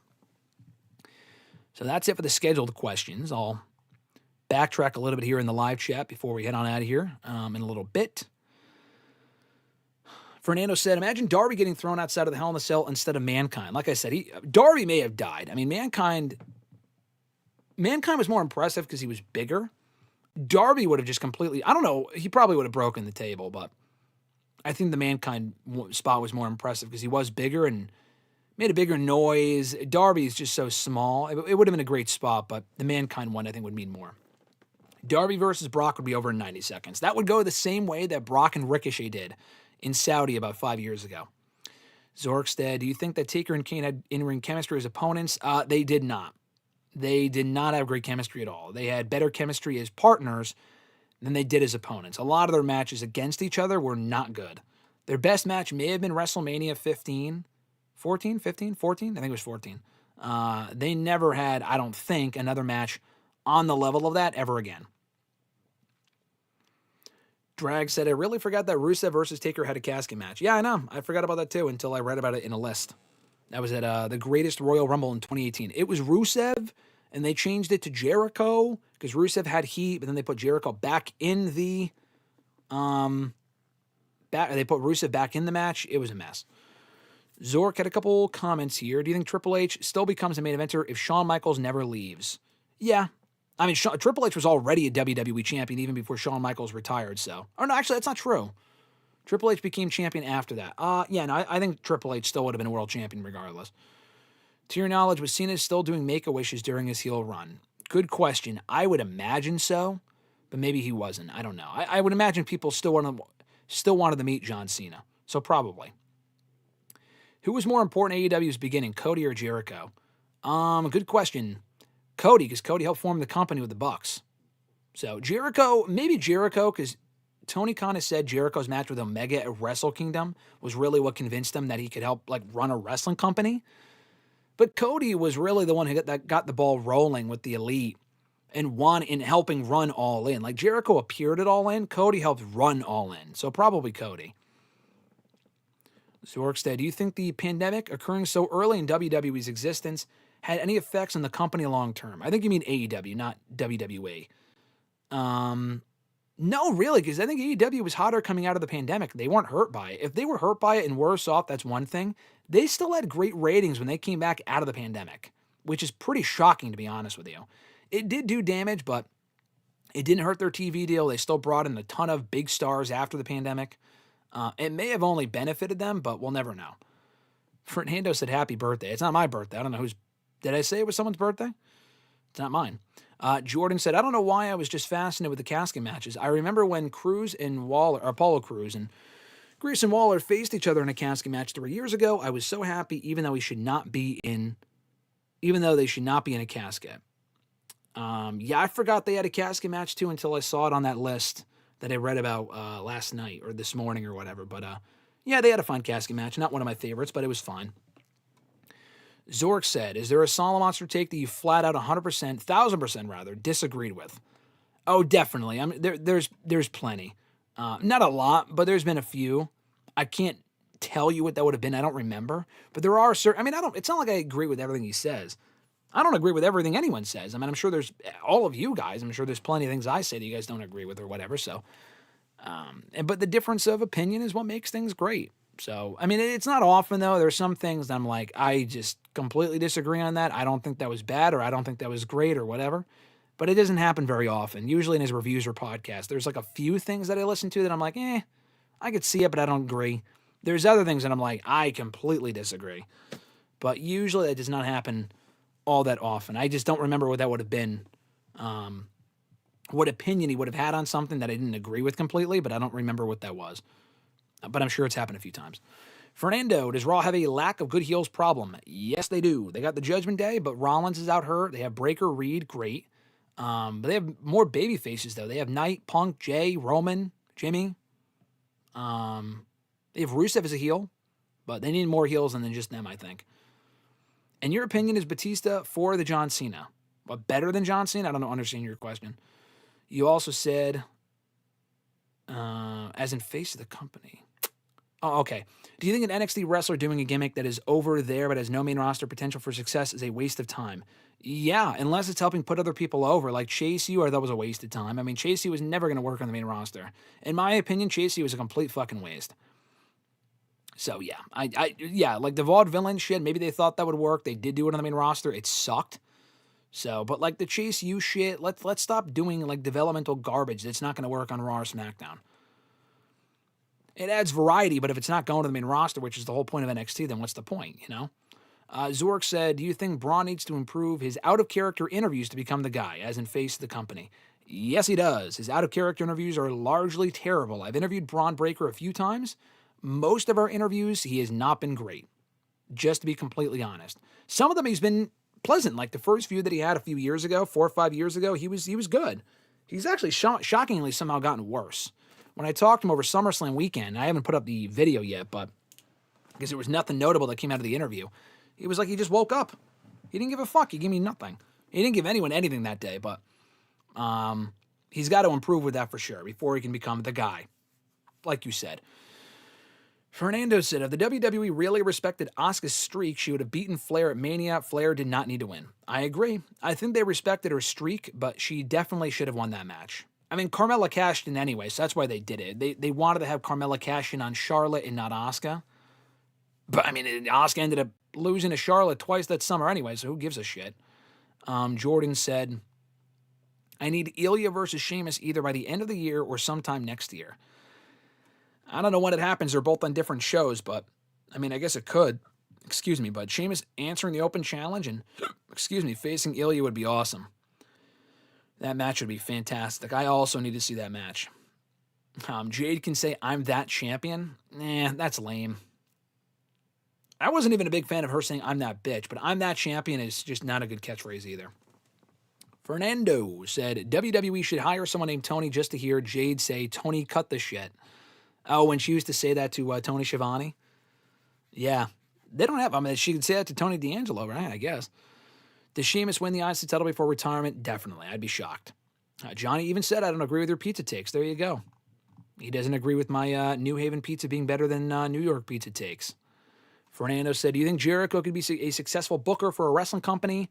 No, I don't. I think he has ideas to contribute, but like being the guy in charge, based on the shit that I saw from him at the end of that Ring of Honor AEW run, thinking a lot of his shit didn't stink and that it was great, I want him far away from creative. That is the last thing I want to say.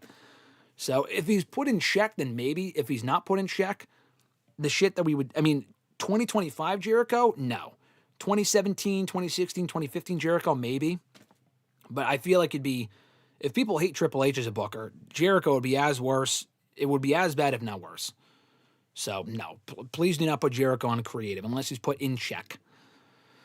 And I feel like they would have that in WWE, thankfully, compared to AEW. Zorks also said, how much longer do you see the great Nikki Bella wrestling? Probably a few years. People aren't impressed with her recent run. I think it's been fine. I've enjoyed it. I think it's totally fine. She's not in the same league as a lot of the same women that she's working. Like, they're all better than her at this point, and they were always going to be better than her even 10 years ago. She doesn't really fit in as well, but it's been nice to see her get a real, run again. Nice resurgence run. She'll probably be a heel again, and then she'll probably wrap up again after that. She's already in the Hall of Fame.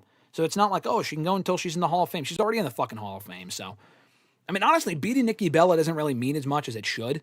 Like Roxanne won last night, thankfully, but it wasn't like, oh my God, Roxanne's a made woman because she's, she just beat a Hall of Famer. It doesn't really matter. I constantly forget the fucking Bella twins are in the Hall of Fame. And that's, are they deserving? Sure. Does it mean anything? Does it mean that much? Not really, no. I constantly forget they're already in the Hall of Fame. But anyway, probably another few years I could see her continuing to wrestle for until, she calls it quits or she's not all that interested anymore. I wouldn't be shocked. Well, that's going to do it, guys, for today's episode of #AskGSM, episode 622 here for October 28th, 2025. I'm looking forward to next week's episode, but before then, I got WrestleRant Radio coming up on Thursday. Myself and Mr. Marceau doing some thoughts on NXT Halloween Havoc from this past weekend, whatever else comes up in the world of wrestling, in addition to Saturday night's main event predictions coming up on Thursday, the very spooky Halloween special for myself and Mr. Marceau on Thursday morning, afternoon, somewhere around noon Eastern time. So turn on notifications. You'll be notified every time we go live for this show, that show, and everything else in between, and every time that we upload new content here on the channel, including check out my spookiest characters in wrestling history tier list from Monday here on the channel. Check that out if you haven't already. And also be sure to become a channel member. Check out the store as well, ProWrestlingTees.com/WrestleRant. We have a Halloween shirt available, a Christmas shirt, regular WrestleRant shirt. Check out the store. Would appreciate any support you guys could show the show, me, whatever. Would mean a lot. But shout out to our channel members. One last time, Alexis, Miss Mon Matthews, Dillon DiGiacomo, Mrs. Renee, DJ Swerve 1, Daniel Malcolm, RJ Marceau, John Ritland, Richie, and Average Grunt. Thank you to all you fine folks for your support of the show. More information on them down below in the description box. They're also mentioned as producers of the WrestleRant channel in the description box.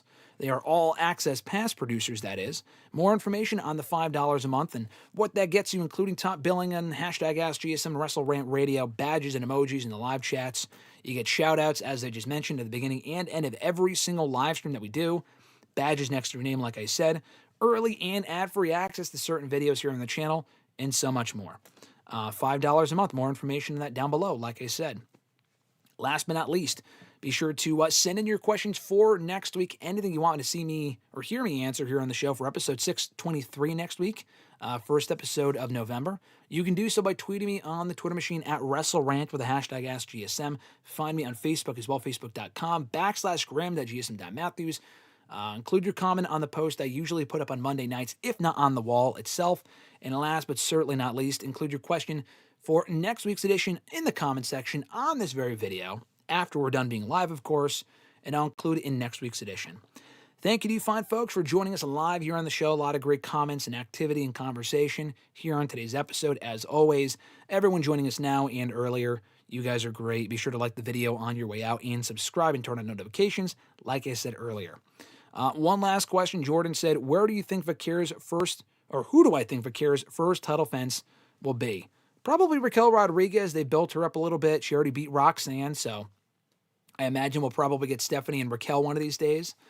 Maybe Survivor Series, but I think we'll probably get the match on Raw before then, and Vaquera might end up in War Games itself with the rest of the women, so we'll see.